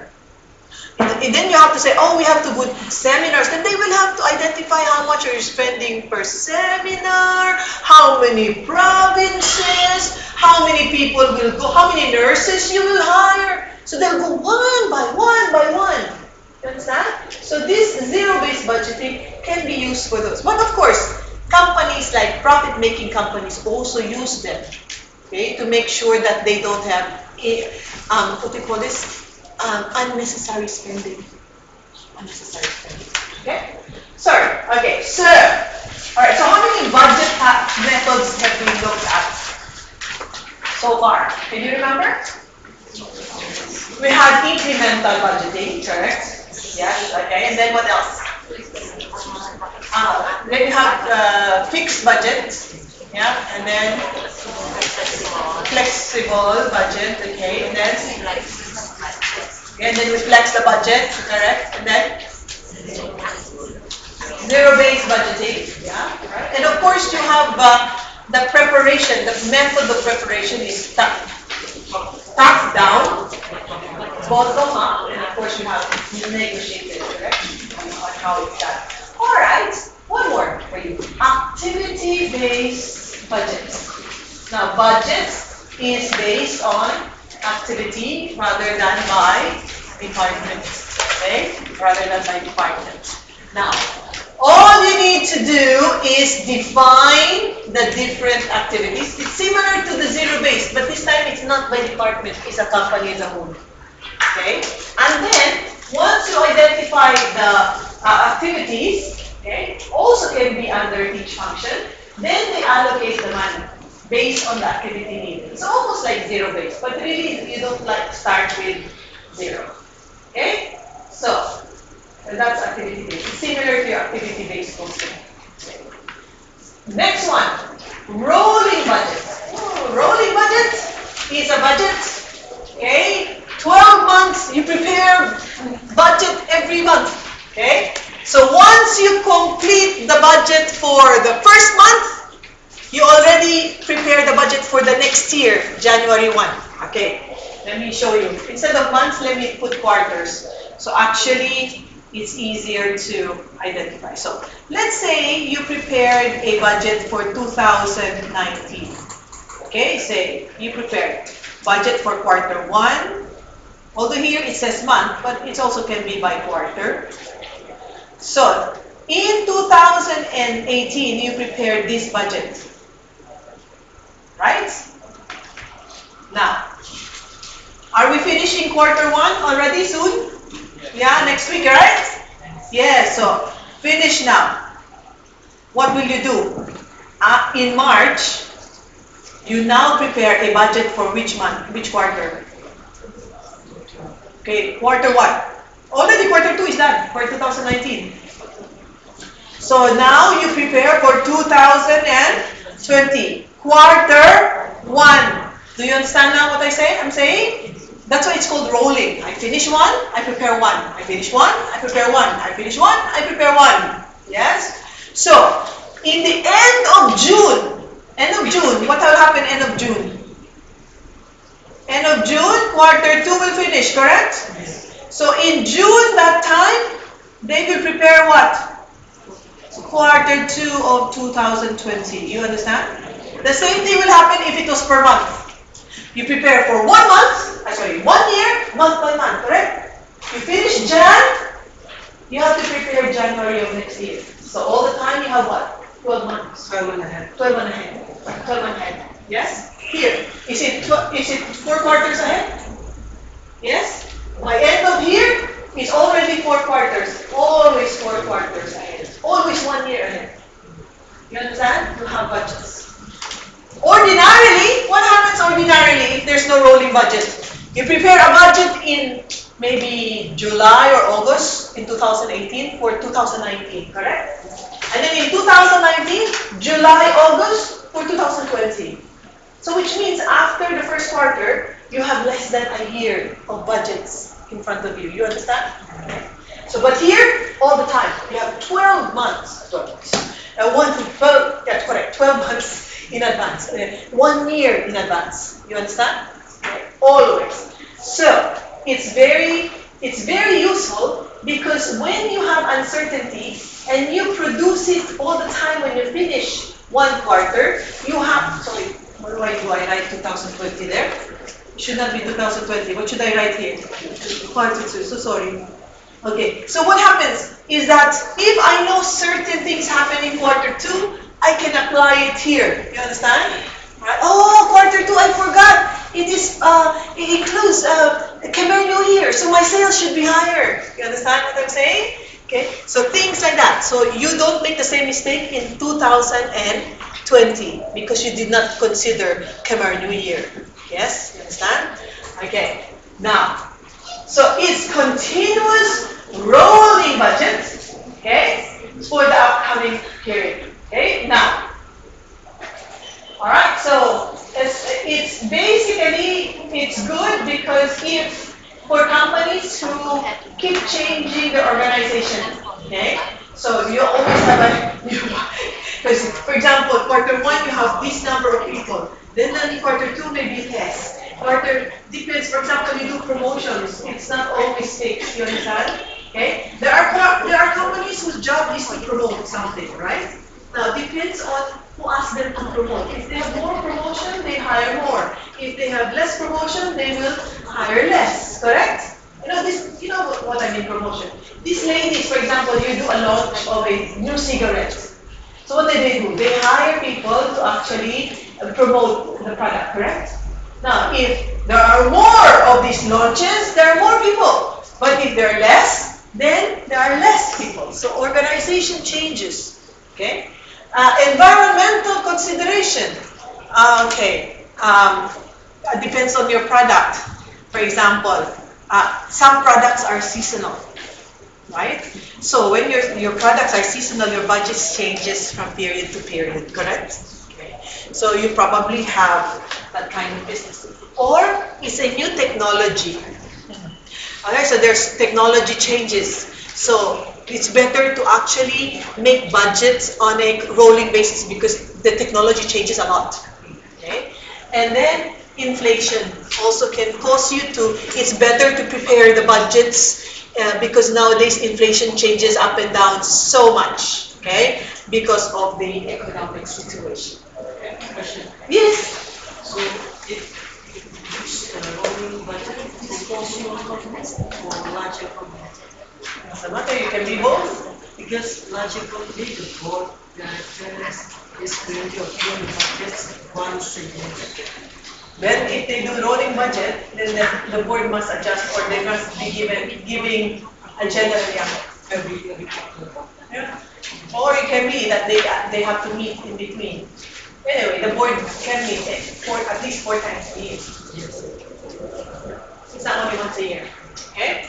Advantages of rolling budgets. Okay? We said if you actually deal with something closer, then you actually reduce the uncertainty. You know what is happening in quarter 2 next year. Okay?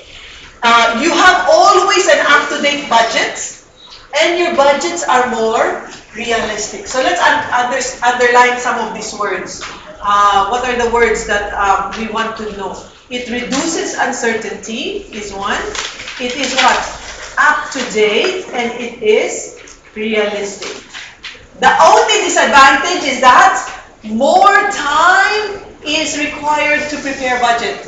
Instead of preparing the budget once a year, you have to prepare it either monthly or quarterly.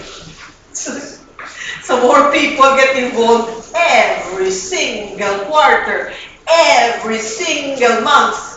And it's not fun. Okay? Sometimes it's just not fun. Alright? Clear? Alright, so let's see. I have an example of a rolling budget I like. Okay. Okay, here we are. Can you tell me what happened here? Can you tell me What is the updated quarter two budget? Why, what happened here? This company uses rolling budgets. So for this, as of December 31, okay, this is the sales budget for, okay, until the end of December 31. The actual sales for quarter one was not 122. That was the budget, right? Actual sales is 177. Do you think, is it adverse, Daria? Is it adverse? Adverse? You agree? Yeah, you actually sold this much, you should have sold 122. Because, what did they say? They did not know that there will be a competition. So what happened? The management says to revise the sales growth by 5% per quarter. Okay? So which means, what should be the budget in quarter two? Can you revise? Yes, you can. So what is the budget of quarter two? Now, if you prepare quarter two budget, can you tell me what is the quarter two, quarter three, quarter four, and then you tell me what is the budget for quarter one next year? This is 2013, 2003, 2004. Can you tell me what is the revised budget? Come on, solve it. Tell me, what is the revised budget of quarter two? Therefore, what's the revised budget of quarter four? And what is the quarter one? Tell me. Okay, remember, I'm doing a rolling budget.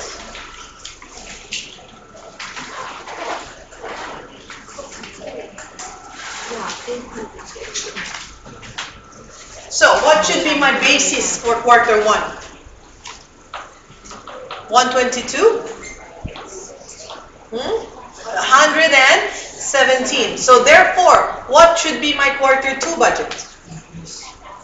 By 5%. Very good. So, you actually start with, yes, you start with 117 because this is your actual already, not anymore this, correct? Alright, so what happens to here? Yeah, so how much is going to be? Okay, 123. Okay, is that 5%? Yes. Okay, so then what happened to the next? Okay, then what happened to the next? 129.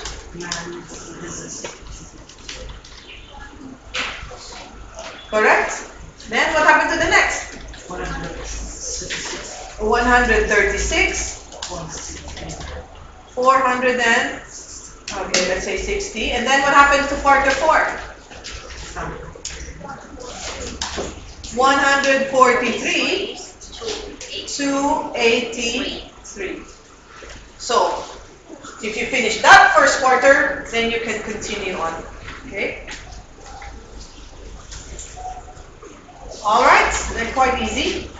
Alright? Quite easy. Alright then, fair enough. Okay? So there you are. Yes? So, you actually in quarter two, yeah, exactly what you did, right? Okay, good.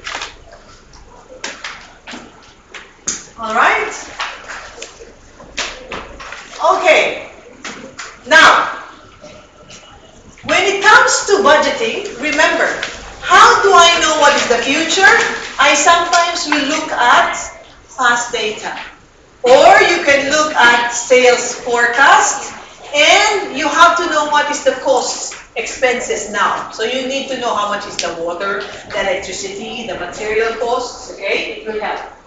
Now, remember, some of these budgeting methods here will actually help you with the uncertainty. For example, probabilities, sensitivity analysis, we saw rolling budget, we saw flexible budgeting.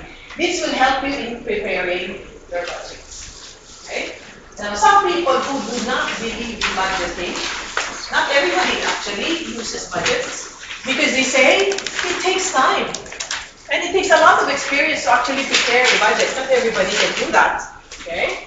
And people will focus on the expense or the revenue, but that really you should be looking at building shareholder value. Okay? Instead of just like focusing on achieving the budget or spending within the budget. Okay?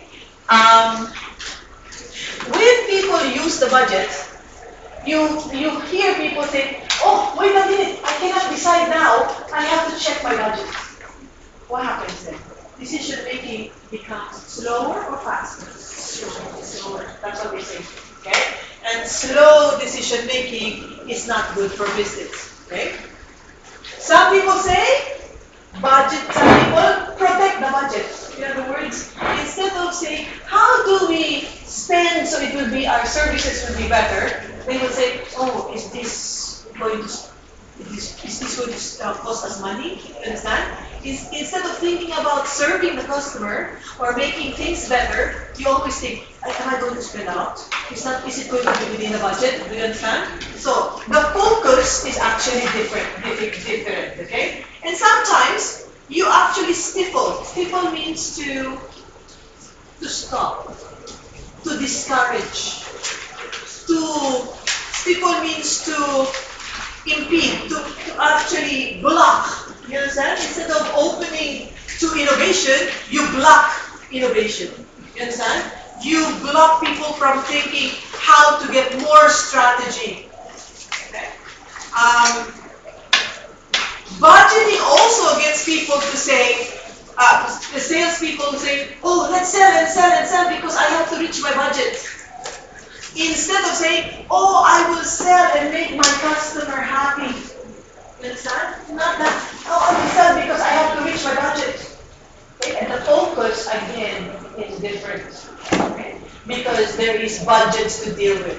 And you may have seen earlier, when you prepare budget, it leads and opens up to unethical behavior. Such as, you remember what did we say earlier? What are the unethical behavior when we call budgeting? Give me one. You add more. What do you call that process? Slack. Budgetary slack. What else was the unethical behavior? Wasteful spending. Correct. Wasteful spending was the other one. Okay? So budgetary issues lead to unethical behavior. Okay? Now, there are many, when it comes to budgeting, some companies change the way they budget sometimes, yes? Okay? But some of the difficulties is that, okay, number one, you change the budgeting method, the first people to complain are the employees. Why? Number one, they have to redo everything. Number two, they have to start to study more about how it's done. Okay? Now, it's like if you're used to doing something. It's like, for example, we are used to go to this room, correct? Yeah, yesterday, we were asked to go to the other room, right? So you were complaining, it's far away, it's small, there's light coming from the front, I don't like this. You understand what I mean? Yeah? So, because there has been a change, and people don't like change.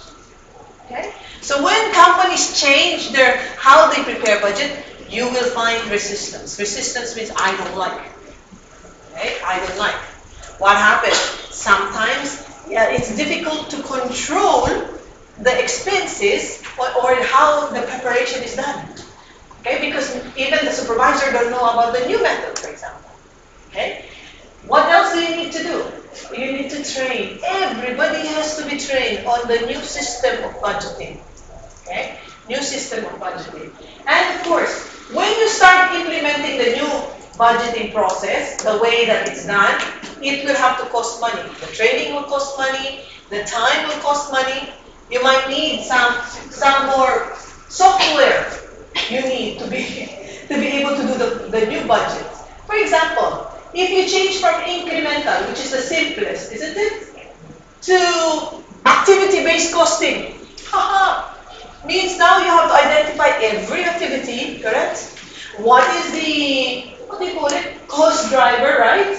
Now, to be able to know how many times you order, how many times you deliver, how many times you set up production, you have to have a software to collect that data. Is that for free? No. So, cost of implementing the new budget is also an issue. And of course, okay, lack of accounting information. Lack of information in the system will not allow you to prepare the new budget process. Understand? So these are some of the difficulties of changing budgetary practice. Okay? Alright, so you need to understand this and as well as the different types of budgeting. Okay? Alright, so I have a question for you. Let's see if you understood what I just talked about. Alright. The following statements are about the zero-based budgeting. Can you identify which is actually correct? Which is or which are?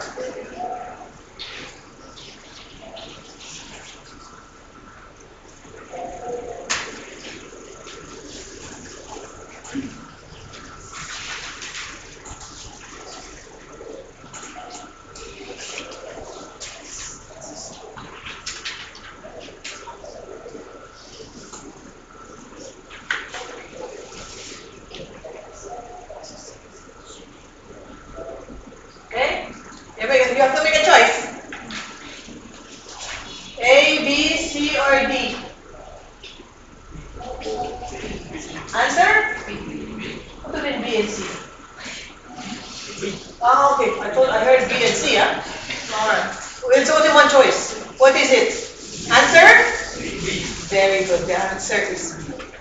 Yes, the answer is B. Alright, so very good. Why not number 4? Consistent with top down. Is it top down? No, it's actually very much bottom up. Yes, because each department has to make a decision package. Remember? Yeah, very good. Okay, next question. Which of the following statements is or are true?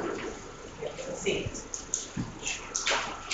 1 out of 1, 2 out of 2. Make sure you get the correct answer.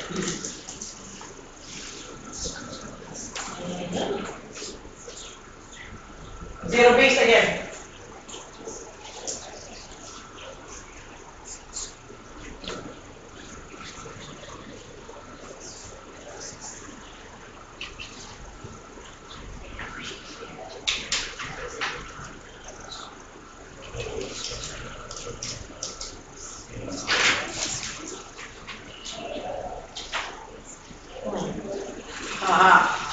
There's a lot of questions like this. You have to make a decision because there is no guessing.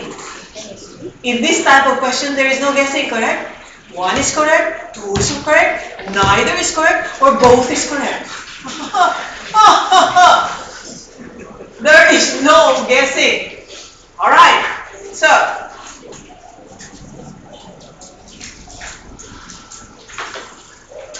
number 1 statement. Is it correct?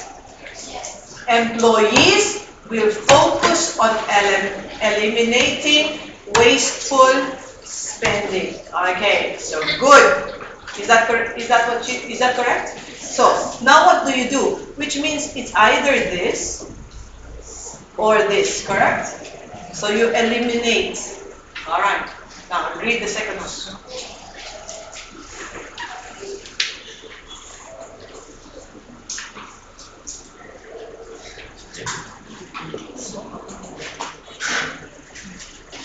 Think about the examples I told you earlier. You remember the materials handling department? Where are their packages? Short term or long term, you think? You think, really?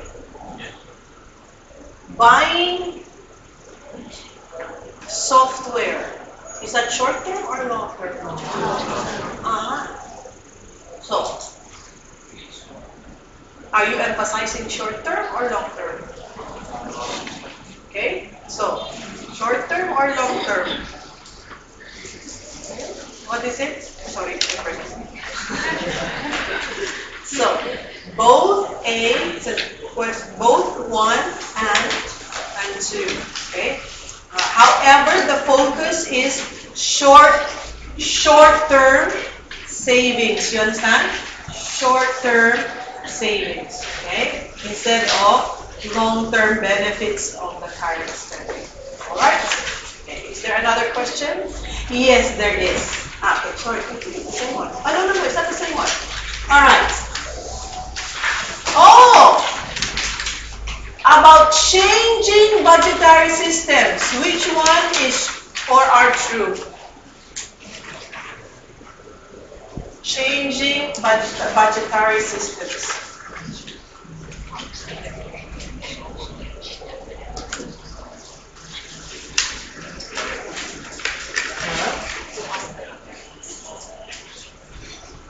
Remember the slide? Yes?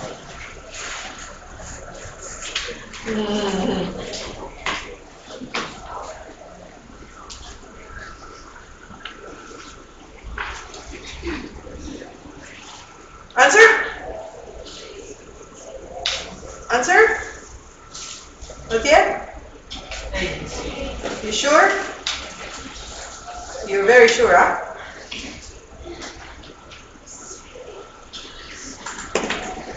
One more chance.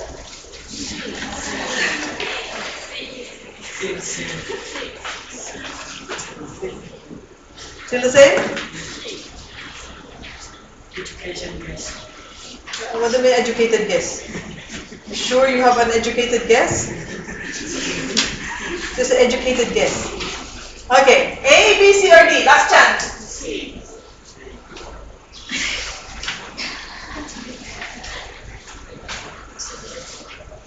Okay, the cost of implementation. We talk about implementation, correct? Yes, that was an issue, right? Okay. Employees will always welcome. Huh? Will always welcome? No. Answer? Only A. What the employees what? What was the word? What is the word in our resist? Resist means not welcoming. Resist means don't like. Refuse. Okay? Refuse. Yay.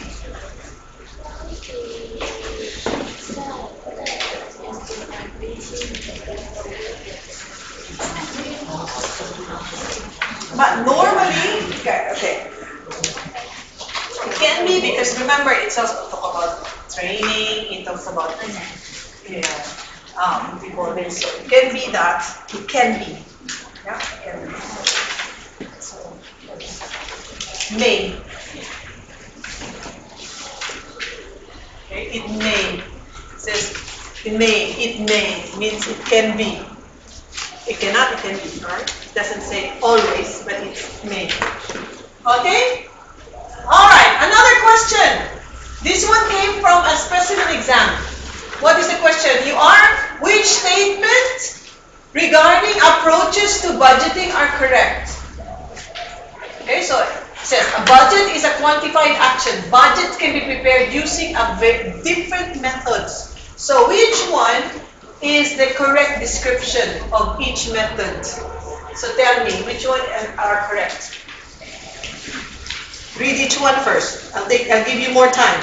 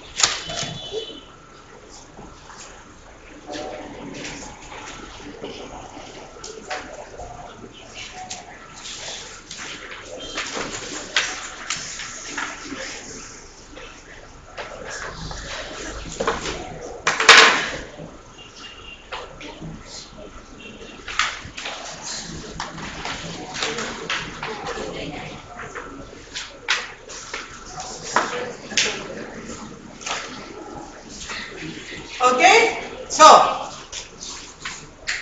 all right. Which ones are, what's it asking you? Which one are correct or is correct? Answer.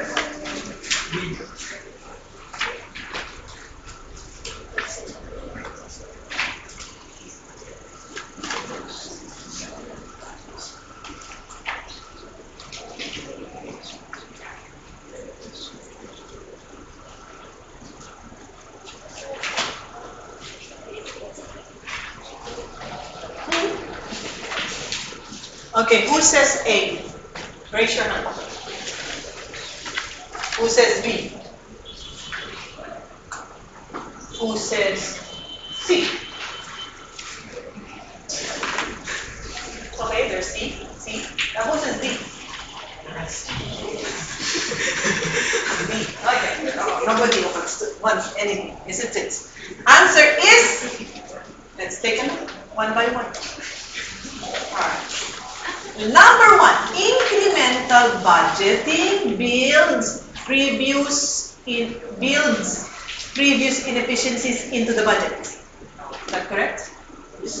Yeah, that's what we said. Incremental budget, you take the inefficiency and you just use it, correct? Yes. Okay, so this part is correct.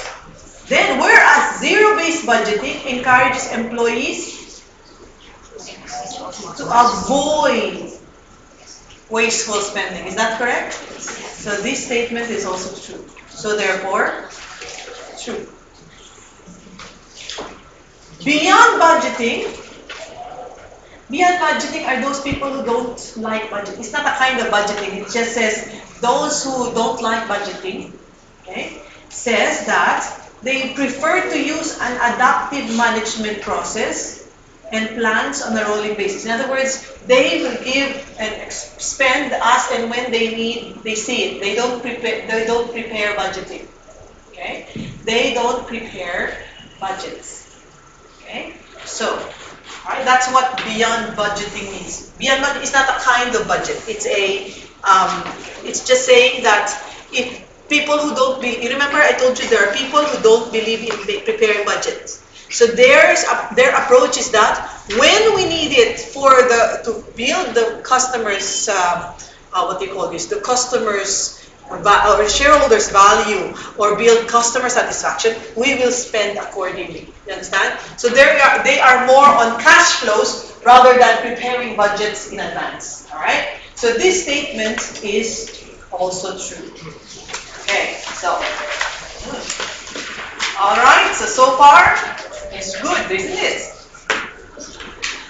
Number 3, activity-based budgeting ensures its budget is continually updated by adding a new budget period once the most recent period has ended. Is that called activity-based budgeting? What do you call that? Rolling. Yes, that is rolling. So this statement is therefore not correct. Okay, good. Number 4. Flexible budgeting recognizes different cost behavior patterns. Correct. And takes into account the organization's overall strategy during the budget process.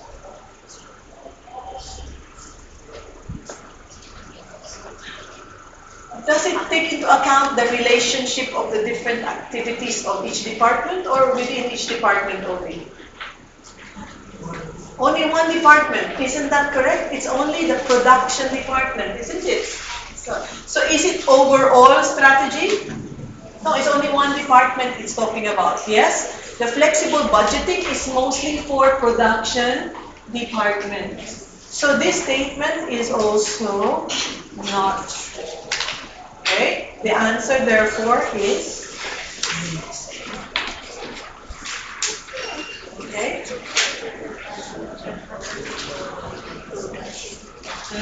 Usually.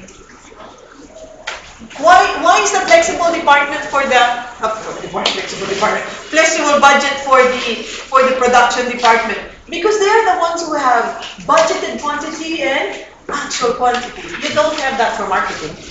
You don't have that for accounting. You don't have that for administration. Do you understand? It's only about one department, specifically production department. Yun? So if the activity based, it might be into the overall service. True. Activity-based is yes, very good. Activity-based is an overall strategy because it looks at the activities that is connected to each other. Good job. Yes, correct. Good analysis. Perfect. All right. All right. Let's do a summary first. By the way, each of these questions have some description. I will copy that onto the all OneNote, okay? All that we had just answered now, all right? So don't worry. You'll have that, so you can read it and study it. All right. To summarize this chapter 8. All right. So one of the things we need to be able to remember are the objectives. Why? Okay. Why company's budget? Yes? Okay, what did I say? You need to remember this, right? That's why I'm summarizing it here. Another thing, the purposes of the budget. Okay, you remember prime? Okay. You remember budgetary control and difference between feedback and feed forward? Yes? All right. So which of these two I can actually make changes now? Feed forward. The feedback already happened, but I can actually apply my learnings in the future. But feed forward there's still time to change, okay? All right. So remember, managers should be assessed on things that they can control. So when we say control again, what is it that we're referring to? The ability to make decisions, yeah? Okay. Budgetary systems. Okay, so we have an exercise there. So you need to be able to distinguish the difference. Number one, you have advantages and disadvantages in that additional paper, yes, which you need to be able to understand. You got that? Okay, so if they ask you to explain it, you have an idea how to do it. Okay. Incremental budgeting, now it gives you the details of each one. Incremental, fixed budget, flexible, flex budget. It's together, correct? Because you prepare flexible at the beginning, but at the end you have to flex. So flexible budget is prepared at the beginning of the period, but you flex when? At the end, because that's the only time you know the actual results, correct? Zero-based budget against activity-based budget against rolling budget. I think you'll be able to distinguish one from the other now. Okay? And of course, you remember, if people say, well, budgeting is a waste of time. Yeah? Alright, so these are the things that they say, why they think budgeting is not advantageous to the company. Okay. So, where do you see, what type of question do they ask about budgeting? Okay? So one of the things is that they will look at the different budgetary systems, but there was one. They say, for example, what would be a budgetary system that is applicable to a scenario? You understand? Applicable to the company. So you have to actually choose and you have to explain why. Okay? So it came out from 2 exams ago. Okay, so 2 exams in 2016. Another one is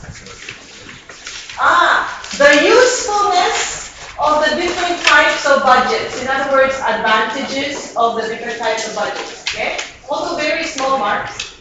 Okay, flexible but calculation. Oh, this one is a bit bigger. You remember the example calculation you had earlier? You do flexible, you flex it, you do a variance analysis, okay? It also was asked. Now, it's an example.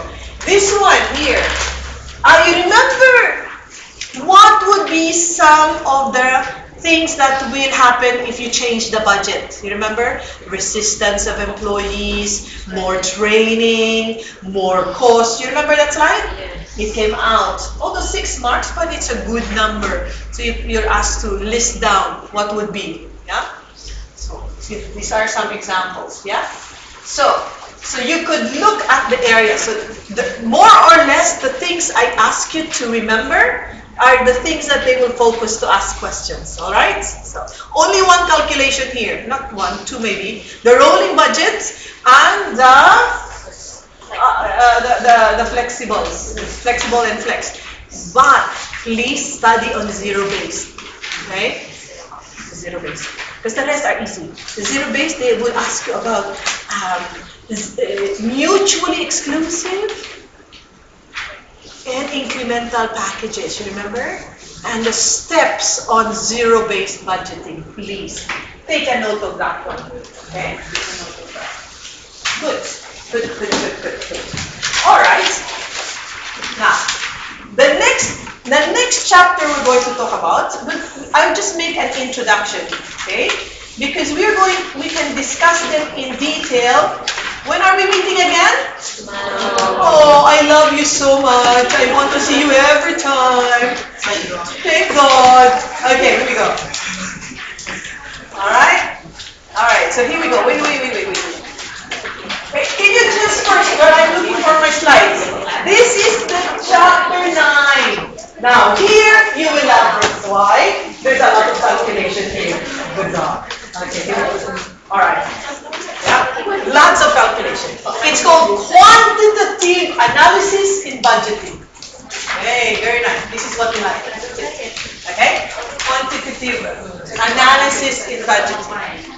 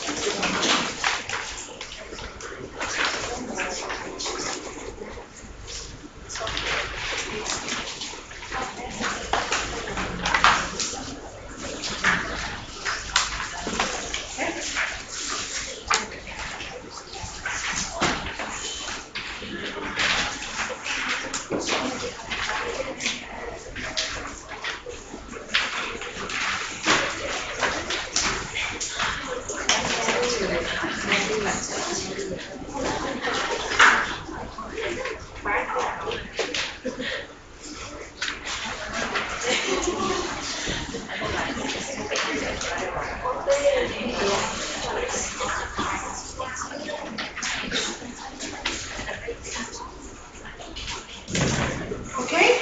Let me see. Everybody have a copy? All right. So, I think you will find this easy. All right. So, these are the 3 things we're going to talk about in quantitative analysis. Okay. 3 things. Number 1, okay, analyzing fixed and variable costs. Oh, we are experts in that. Okay. Second, we will learn about learning curves. That is the bulk discussion here. How to do and calculate learning curves. Okay? So don't be afraid in that one, it's easy. And then, you remember expected values? God, you're expert also in expected values, isn't it? Okay? We have expected values coming out of our ears for 2 consecutive discussions. So we're going to talk about that and use of spreadsheets when preparing budgets. Okay? So let's first do and see what our learning outcomes are. So, you see, I told you it's very easy. You see this one here?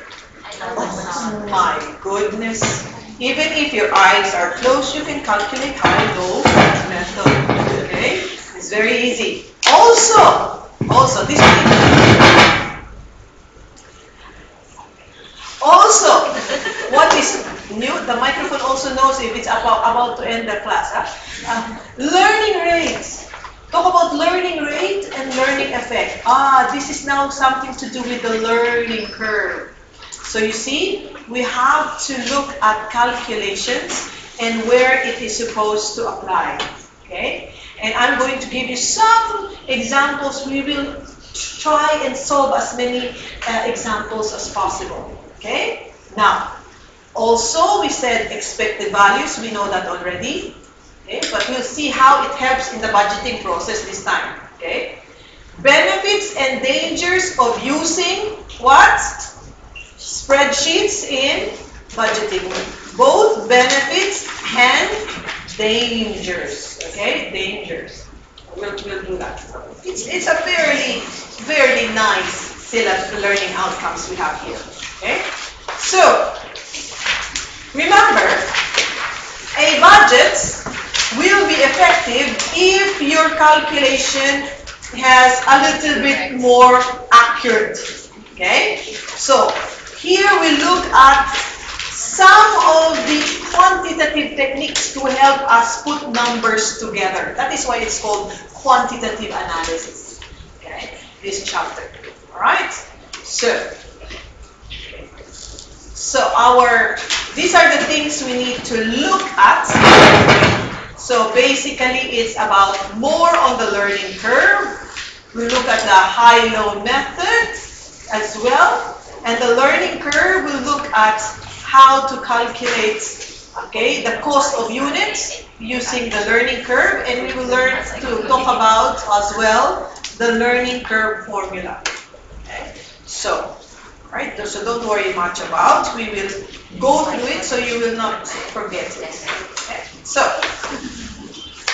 how about the exam? Now, they will not ask you on the high-low method, but they will use high-low method in conjunction with other calculation. For example, they ask you to calculate selling price. Then they will give you high-low method, similar to the one earlier, correct? Okay. They ask you to do budget, and there's high-low method in the question. Okay. But what is also going to ask you in specific is calculating the costs. And one of the costs, you have to use the learning curve, especially when it comes to cost of labor. You understand? Why labor? Labor cost. Because it's the people who needs to do some learning, correct? Okay. So it will actually determine whether the laborers work very fast or very slow. You understand? So, learning curve, it refers to labor expense. Okay? Because the machine don't need to learn. Correct? The machine, once you use a machine, you program it, it does it immediately, efficiently, right? But if you let people make something, what happens? The first time they make something new, they take long or short time to make it? Long time, because you have to learn. Correct? You understand? So that is where you're going to look at, okay? And then, alright, so calculations of cost during learning and during learning and after learning. So we will look at different wordings so that you will see how to solve it depending on what it says in the problem. So we have to look at the scenario. Okay? Okay? So remember, it says, this is a popular exam topic. So, a big star. You understand? We need to learn learning curve calculations. Okay? Learning curve calculations. Alright? Now, high-low method, it's very easy. You know this already. You take the highest, lowest, correct? Okay? And then you determine the cost. What are we determining here? We are calculating variable cost per unit. Variable cost per unit. After that, we will find the what? The fixed cost. I think you know that already. Okay. Okay. But the high-low method may be inaccurate. Why? You only take two sets of data, the highest and the lowest. Okay? So in statistics, once you use more data, the more accurate you have, right? But here it's only two sets. So that's why it says may not be as accurate as we want. But nonetheless, it is still a technique. You understand? It is still a costing technique. Okay? It's very easy. So now, The learning curve, okay, so this one, it's better. Okay, just an introduction. It says, what did I tell you? The learning curve means the more you do something, what happens to the speed? Now you become faster and faster because you already know the process. Okay? Now, in the learning curve, how they represent, okay? It means that if the output, what is the word? Doubles, okay? So the time, it falls to a certain percentage of the previous average time. So what happens? The more you double, the time becomes shorter or fast? Shorter or longer? What does it say? If the more I make, double of something, so will it become longer time to make or shorter time to make? Shorter time to make. Okay, shorter and shorter. Because that's what the word is, what? Fall. Which means the time to take becomes shorter and shorter. Okay? Now, all right. The learning curve will apply only to processes that have large manual element. In other words, they use what? They use laborers. They use people, not machine, correct? Number 2, it is only applicable if the job is repetitive.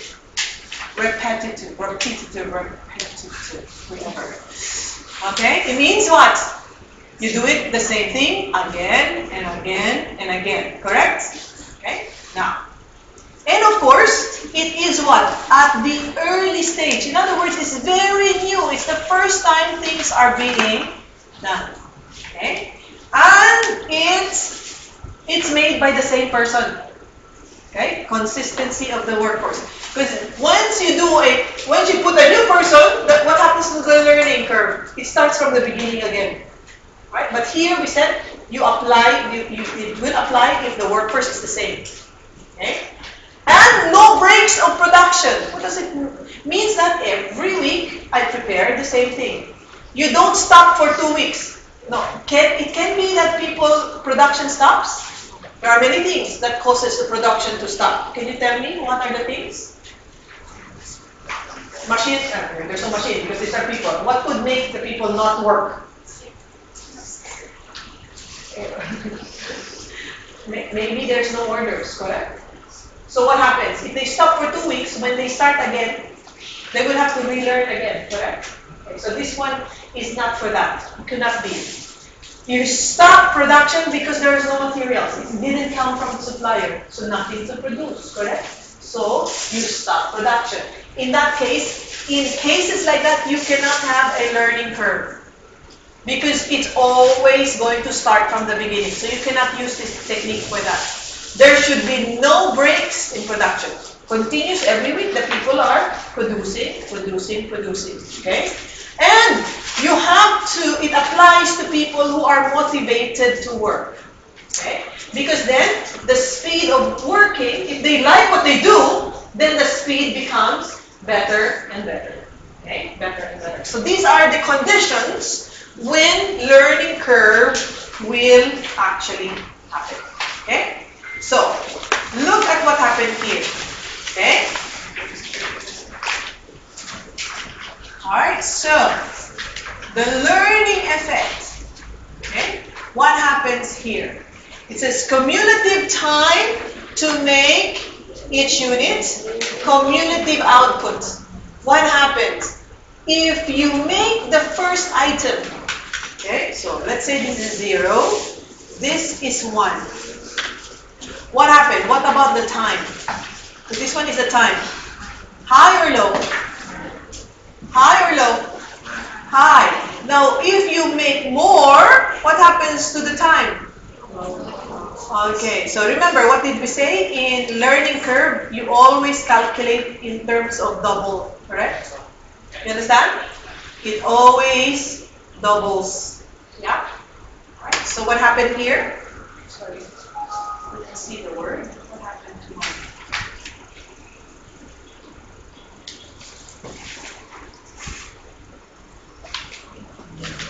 And then this one is the, what does it say here? Okay, steady state. Okay. Now when it's falling down, when there is a curve, there's a what? It's a learning effect. They're still learning. Then it stops. When it comes here, which means the time it takes is all the same, correct? So they already stopped learning. They are now efficient, you understand? So when it is on the steady state, means that they already produce the product at the same time. Okay? In other words, it now takes 2 hours to make it. 2 hours, 2 hours, 2 hours. But at the learning state, first they make the first one, oh, it takes them about 6 hours. Then it lowers down to 5. Then lowers to 4. You understand? That is still the learning state. But when they stop learning, they already produce everything in a standard time, then you call that the steady state. Okay? The time to make is already the same per unit. Alright? So, with that, I stop today.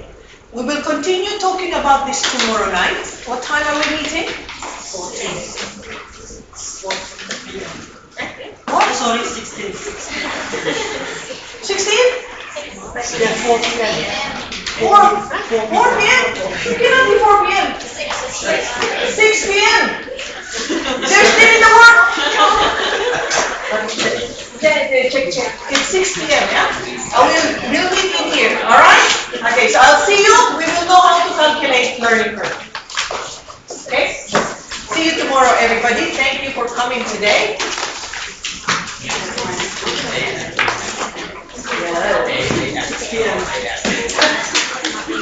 You must be alone in here at 4 p.m.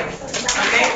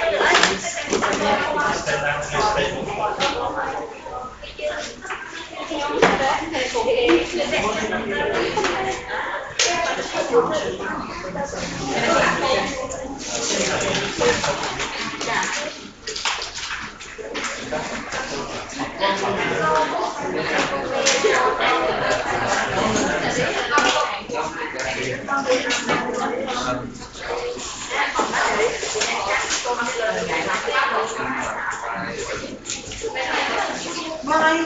Thank you. See you tomorrow. Take care.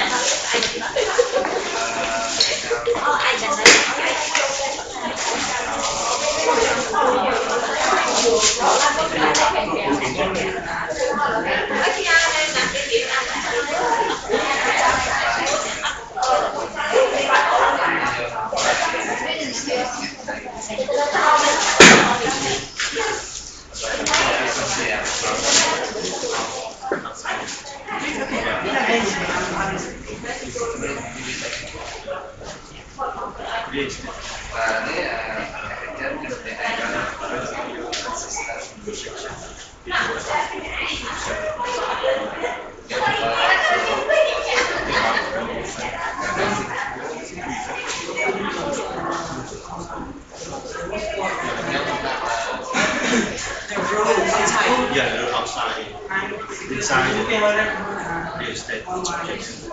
And the garden is inside the house or the park?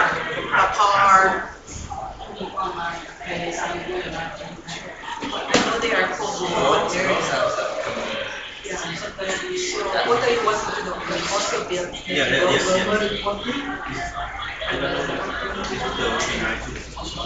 Yes, because you have somebody has to pay for it. So the general cost would have to be inside the house for how much you're going to sell per house. You understand? Because who's going to pay for it?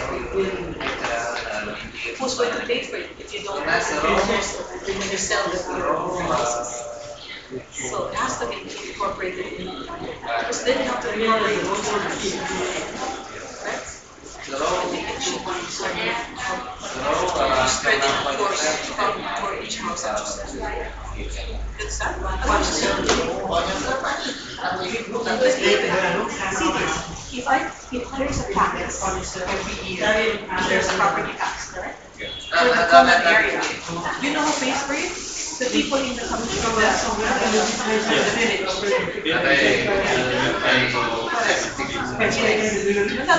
Management fees, they will pay for, when they pay the taxes, they will have to pay for, or it can be incorporated under what we call association fee or management fee. Yeah? So when you sell them the property, it costs the building, it costs the building. So you have to incorporate it. And the way you're going to incorporate is on, you take the cost divided by how much is it per square meter. So if the property are buying 300 square meters, it's the cost of the 300 plus the cost of 300 square meters for the common area. You understand? Thank you.